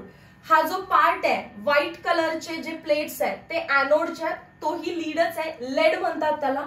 अनादर group of lead plates bearing lead oxide म्हणजेच कोण? PbO2. हे ब्लॅक कलरचे का दाखवले दुसरे? कारण ते कॅथोड आहे आणि त्याला कोटिंग दिलेलं आहे PbO2चं. सो जर आपल्याला विचारलं एनोड कोण आहे तर एनोड Pbच आहे आणि कॅथोड कोण आहे तर कॅथोड पण Pbच आहे, पण it is coated with PbO2. Okay. Then to provide large reacting surface the cell contains several plates. भरपूर साऱ्या प्लेट्स का दिले? To increase the surface area. त्याच्यानंतर आपल्याला काय विचारू शकतात? सेल नोटेशन विचारू शकतात. ऍज इट इज लर्न करायचंय. लेडची प्लेट आहे, त्याचं स्वतःचं सोल्युशन लागतं, ते कोण आहे? PbSO4. सॉलिड स्टेट मध्येच आहे. सोल्युशन त्यांनी घेतलेलं आहे H2SO4, जे की दोन्ही मध्ये कॉमन आहे. पर्सेंटेज आहे त्याचं 38% विचारू शकतात. कॅथोड साइडच्या कंपार्टमेंटला परत उलट लिहितले यायचंय PbSO4 सॉलिड. अँड अगेन काय असणार आहे? पहिला कोटिंग लिहायचं PbO2चं आणि देन लास्टला Pb सॉलिड. हा पण सॉलिड. बघा परत सांगते, जो एनोड होता तो कोण होता? Pb प्लेट्स होते. त्याच्यानंतर PbSO4 हा ऍडिशनल पार्ट आहे, रिमेंबर करायचंय तुम्हाला. 38% त्यांनी स्वतःचं सोल्युशन घेतलेलं आहे H2SO4. सल्फेट हा त्याचा कॉमन आयन आहे तिथे. देन रिपीट PbSO4 लिहिलेलं आहे आणि कॅथोड साइडला कोटिंग आहे, सो कोटिंग लिहायला विसरायचं नाही. PbO2 आणि मग लिहायचंय Pb. लेड स्टोरेज बॅटरीचं रिॲक्शन्स आहे ड्युरिंग डिस्चार्ज. खूप इम्पॉर्टंट पॉइंट आहे, व्यवस्थित बघायचं. During discharge, oxidation at anode. Anode कडे कोण आहे रे? Pb. बरोबर आहे ना? कसा ऑक्सिडाइज करेल तो? Pb+2+2 electrons. पण एवढंच होत नाही, परत तो Pb+2 H2SO4 मधला SO4 सोबत रिॲक्ट करतो आणि PbSO4 बनवतो. इथे जे कन्फ्युजन झालेलं की हा मधूनच PbSO4 कुठून आला, कन्स्ट्रक्शन मध्ये तर असं काहीच सांगितलं नव्हतं PbSO4 बद्दल. कन्स्ट्रक्शन मध्ये एवढंच सांगितलेलं ॲनोड लेड आहे, कॅथोड पण लेड आहे बट कोटेड विथ PbO2. आणि हा एवढं चालेल की आपल्याला काही ना काहीतरी लिक्विड सोल्युशन घ्यायला लागतं, तो घेतलेला H2SO4. मग ऍक्च्युली झालं काय, ॲनोड साइडला Pb जो आहे तो ऑक्सिडाइज झाला, ॲनोड वरती ऑक्सिडेशन होतं, सो तो ऑक्सिडाइज झाला Pb+2 मध्ये, आणि Pb+2 H2SO4 मधल्या SO4 सोबत रिॲक्ट झाला to give PbSO4. So anode वरती ह्या दोन रिॲक्शन्स होत आहेत, तर दोघांना ऍड करायला लागेल. पहिला फक्त Pb आहे तर सॉलिड, आणि दुसरा Pb+2 आहे तर काय लिहावं लागेल मला, ऍक्वियस. प्लस अजून कोण आहे, SO4-2 आहे तो पण ऍक्वियस. इलेक्ट्रॉन्स वगैरे काही कट नाहीयेत, ओव्हरऑल नाहीये, ही ॲनोड आहे फक्त, त्यामुळे इलेक्ट्रॉन्स राहू शकतात. Pb त्याच्या +2 स्टेट मध्ये गेलेला आहे, प्लस PbSO4 आहे, आणि इलेक्ट्रॉन्स दिसले तरी चालतील कारण ही ओव्हरऑल रिॲक्शन नाहीये, तर ओव्हरऑल ॲनोड आहे फक्त, ओव्हरऑल सेल रिॲक्शन नाही, ओव्हरऑल ॲनोड आहे. आता कॅथोड साइडला काय झालेलं एकदा बघा. कॅथोडला कोण होतं, लेड कोटेड विथ PbO2, तो इलेक्ट्रॉन्सला घेतो आणि Pb+2 मध्ये जातो. परत Pb+2 जो आहे, इथे +2 पाहिजे होतं, SO4 सोबत जाऊन PbSO4 बनवतो, त्याची एक ओव्हरऑल रिॲक्शन लिहिलेली आहे. आता ही ओव्हरऑल ॲनोड, ही ओव्हरऑल कॅथोड, दोघांना कंबाईन केलं की आपल्याला ओव्हरऑल सेल रिॲक्शन भेटते. पण ती कोणती होती, डिस्चार्जच्या वेळीची होती. During discharge lead storage battery will act as galvanic cell, will act as galvanic cell. पुढे जातीये मी, ड्युरिंग रिचार्ज. ड्युरिंग रिचार्ज काय होतं, रिचार्जच्या वेळी हळूहळू जे काही तुमचं H2SO4 तुम्ही घेतलेलं ते कन्झ्युम व्हायला लागलं, ते संपलं. आता ते जर हळूहळू कमी होत असेल तर सेलचं वर्किंग थांबण्याकडे वळते. आता the cell is tending to stop its reaction. But तुम्ही जर परत त्याचं पोटेन्शियल रिव्हर्स करून लावलं, म्हणजे जर potential of lead storage battery आपण 2 व्होल्ट घेतो आणि त्याचं पोटेन्शियल 2 पासून 1.8 व्होल्ट पर्यंत जर ड्रॉप झालं, तर आता काय करायचं, बॅटरीचे टर्मिनल्स चेंज करायचे आणि रिॲक्शनला उलट चेंज केलं. गॅल्व्हॅनिक मध्ये काय होत होतं, जी काही केमिकल एनर्जी आहे ती इलेक्ट्रिकल मध्ये चेंज होत होती. आता आपण परत इलेक्ट्रिसिटी मध्ये प्लग इन करायचं, इलेक्ट्रिसिटी काय करेल, केमिकल एनर्जी प्रोड्यूस करेल. आता रिॲक्शन परत पाठ करायच्या गरज नाहीये. ड्युरिंग रिचार्ज हे डायरेक्टली विचारू शकतात तुम्हाला. ड्युरिंग रिचार्ज ॲनोड वरती काय रिॲक्शन होते, तर डिस्चार्जच्या टाइमला कॅथोड वरती जी रिॲक्शन झाली आहे तीच रिॲक्शन लिहायची, but in reverse form. Discharge वेळी कॅथोड वरती जी रिॲक्शन झाली आहे तीच लिहायची, बट कशी, रिव्हर्स फॉर्म मध्ये. रिचार्ज मध्ये कॅथोड वरती काय रिॲक्शन होतीये, तर ती रिॲक्शन होते जी डिस्चार्ज मध्ये होते, पण डिस्चार्जच्या कुठे, ॲनोड वरती, आणि लिहायची कशी, रिव्हर्स फॉर्म मध्ये. लिहायची कशी, रिव्हर्स फॉर्म मध्ये. आणि रिॲक्शन तुम्हाला लिहूनच लर्न होणार आहेत. क्वेश्चन्स दाखवते, फार कमी क्वेश्चन येतात म्हणून मी स्वतः याच्यावरती जास्त फोकस करत नाहीये. नेक्स्ट पार्ट रिॲक्शन्सच दिलेल्या आहेत आणि तो पार्ट इथे क्लिअरली मेन्शन्ड आहे. ॲनोड वरची रिॲक्शन कशी लिहायची, reverse of reduction. Reverse of reduction म्हणजेच काय, reverse of cathode. Next part, applications. It is used as source of direct current, हे विचारू शकतात. A 12 volt lead storage battery is constructed by connecting 2 volt cells in series used in automobiles and inverters. Uses वर question येऊ शकतो, reaction वर फार rarely question आलेला आहे. एकच क्वेश्चन आलेला आहे फक्त, त्यात पण थोडासा प्रिंटिंग एरर आहे. हा पार्ट क्लिअर आहे. नेक्स्ट पार्ट कडे जाऊया आता.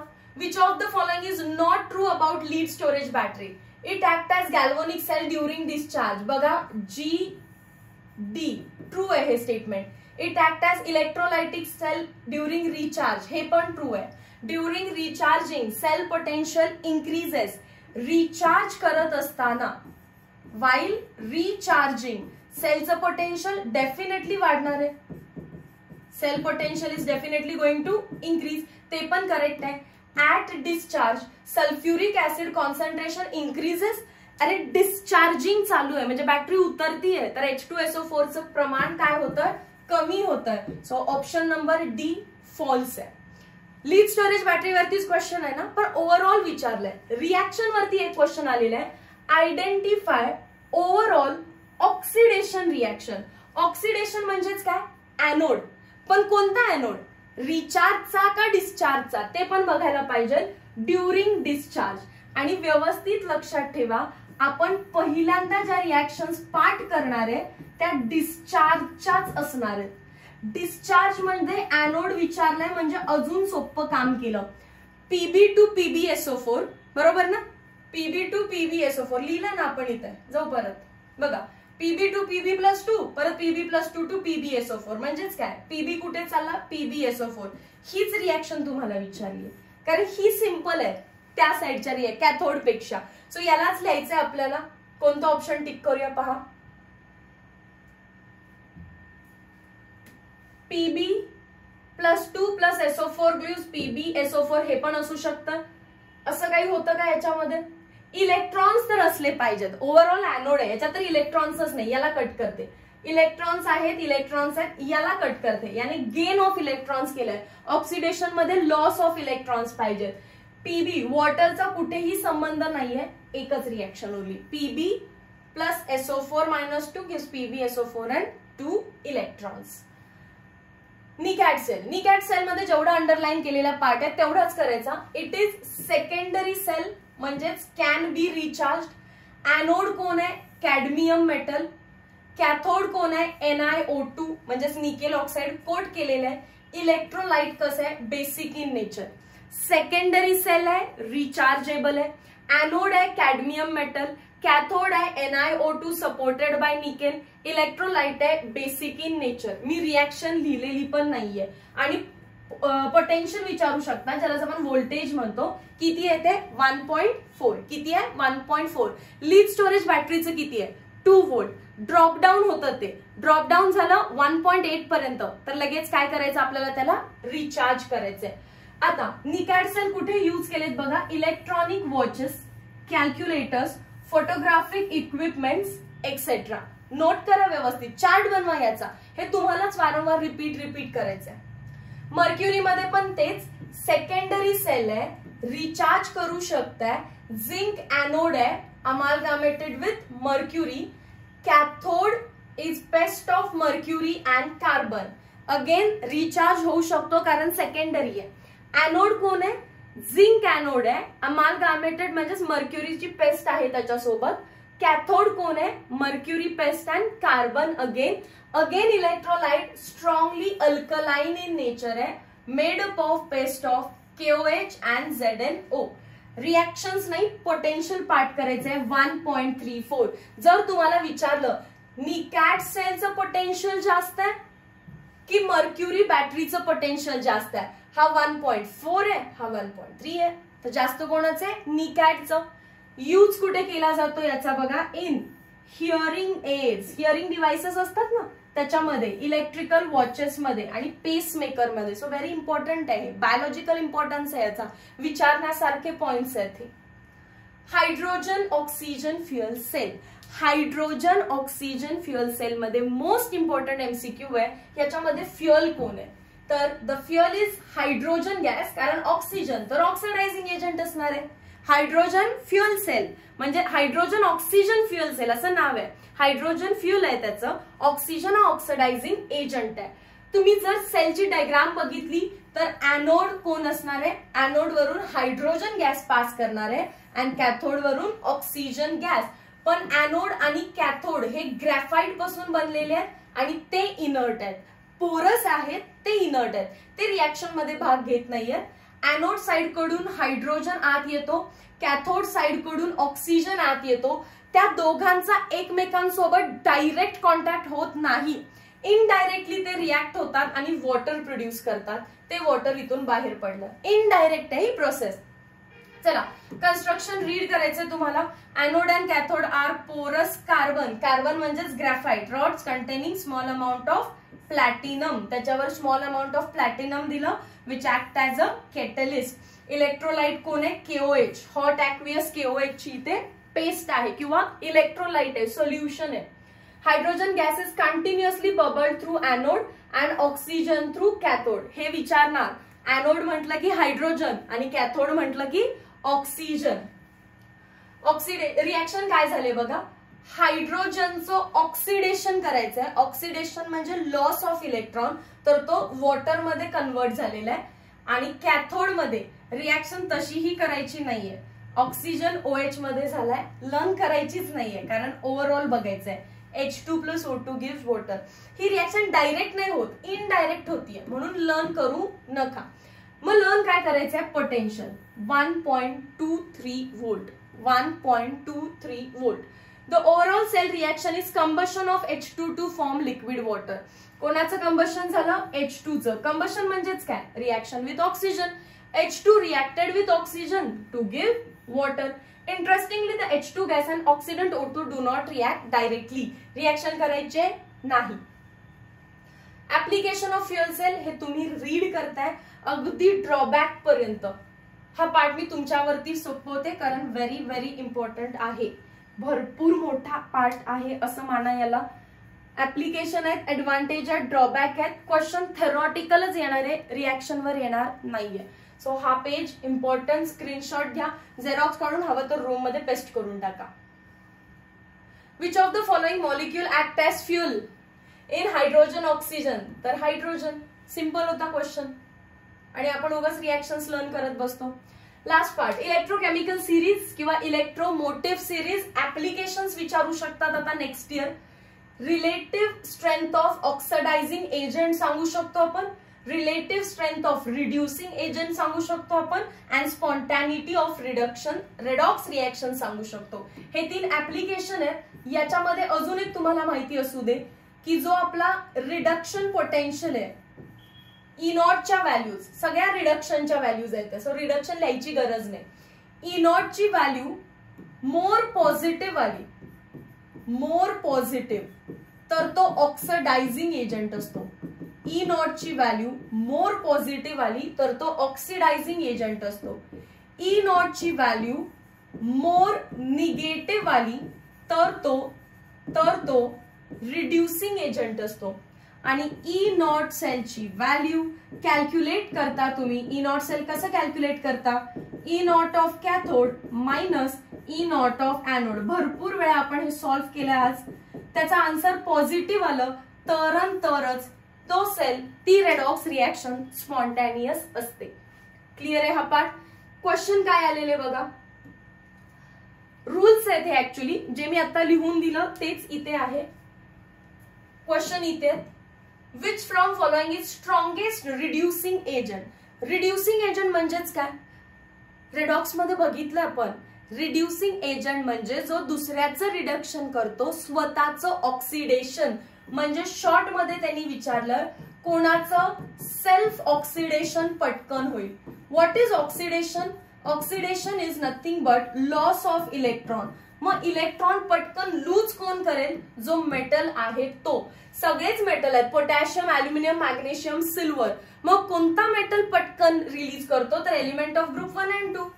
त्यात पण कोण? Element of group 1, because they are more electropositive, they have tendency to lose electron. त्यातल्या त्यात कोण आन्सर असणार आहे? Potassium. From which of the following elements exhibit usual tendency to undergo reduction? कोणाचं रिडक्शन होईल? रिडक्शन म्हणजे कोण गेन ऑफ इलेक्ट्रॉन करेल? कोण गेन ऑफ इलेक्ट्रॉन करेल? Metal have tendency to lose electron, metal have tendency to lose electron. राहिले 2. परत copper, metal have tendency to lose electron. Oxygen एकटाच घेईल. खरं तर याचे आन्सर्स आपल्या इलेक्ट्रोकेमिकल सिरीज वरून सांगायचे, पण सिरीज प्रत्येकाला लर्न नसते, म्हणून मी डायरेक्टली तुम्हाला अदर सेन्स मध्ये टिक करायला शिकवते. ओके, अजून 2 PYQ आहे त्याच्यावरती. Which among the following species is reduced by tin easily? Tin म्हणजे SN. SN कोणाला रिड्यूस करेल असं विचारलं. याच्यासाठी इलेक्ट्रोकेमिकल सिरीज नक्कीच लागेल. तुम्हाला इलेक्ट्रोकेमिकल सिरीज वरून याचा आन्सर फाइंड करायचा आहे. आपण डिस्प्ले करू इथे इलेक्ट्रोकेमिकल सिरीज. त्याआधी हा question, which is strongest oxidizing agent. Oxidizing agent म्हणजे दुसऱ्याचं ऑक्सिडेशन, स्वतःचं रिडक्शन. रिडक्शन म्हणजे गेन ऑफ इलेक्ट्रॉन. कोण इलेक्ट्रॉन घेईल? मेटल घेईल का? नाही. मग हा लिथियम मेटल घेईल का? नाहीच. क्लोरीन आणि फ्लोरीन मध्ये कोण पटकन घेईल? क्लोरीन की फ्लोरीन? जो इलेक्ट्रोनिगेटिव्ह आहे तो घेईल. फ्लोरीन इलेक्ट्रोनिगेटिव्ह आहे तर तो घेईल. मोस्टली क्वेश्चन्स असे आपल्या कॉमन लॉजिकने पण सॉल्व्ह होतात, इनऑर्गॅनिकच्या लॉजिकने. पण जर काही होतच नसतील तर त्याला इलेक्ट्रोकेमिकल सिरीज शिवाय पर्याय नाहीये. परत या क्वेश्चनकडे आता, which among the following species is reduced by 10 easily. Reduced म्हणतायत म्हणजे काय म्हणताय ते? रिड्युस्ड म्हणजेच गेन ऑफ इलेक्ट्रॉन. रिड्युस्ड म्हणजेच काय? Gain of electron. टिन कोणाला रिड्यूस करेल? म्हणजे टिनचं सेल्फ ऑक्सिडेशन होतं, सेल्फ ऑक्सिडेशन होतं, पण तो खाली पैकी कोणाला रिड्यूस करेल?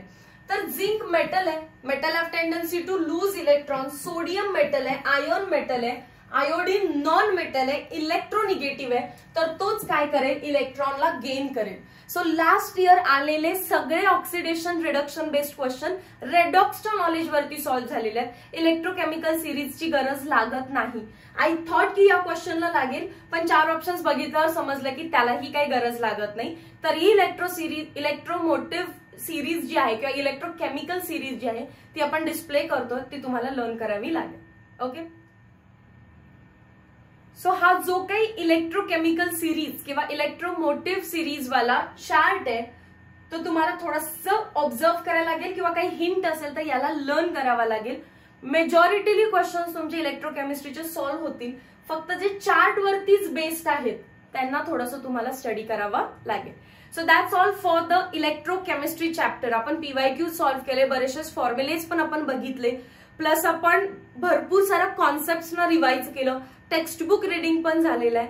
Now let's end this chapter. Meet you in next video lecture. Till then, thank you so much.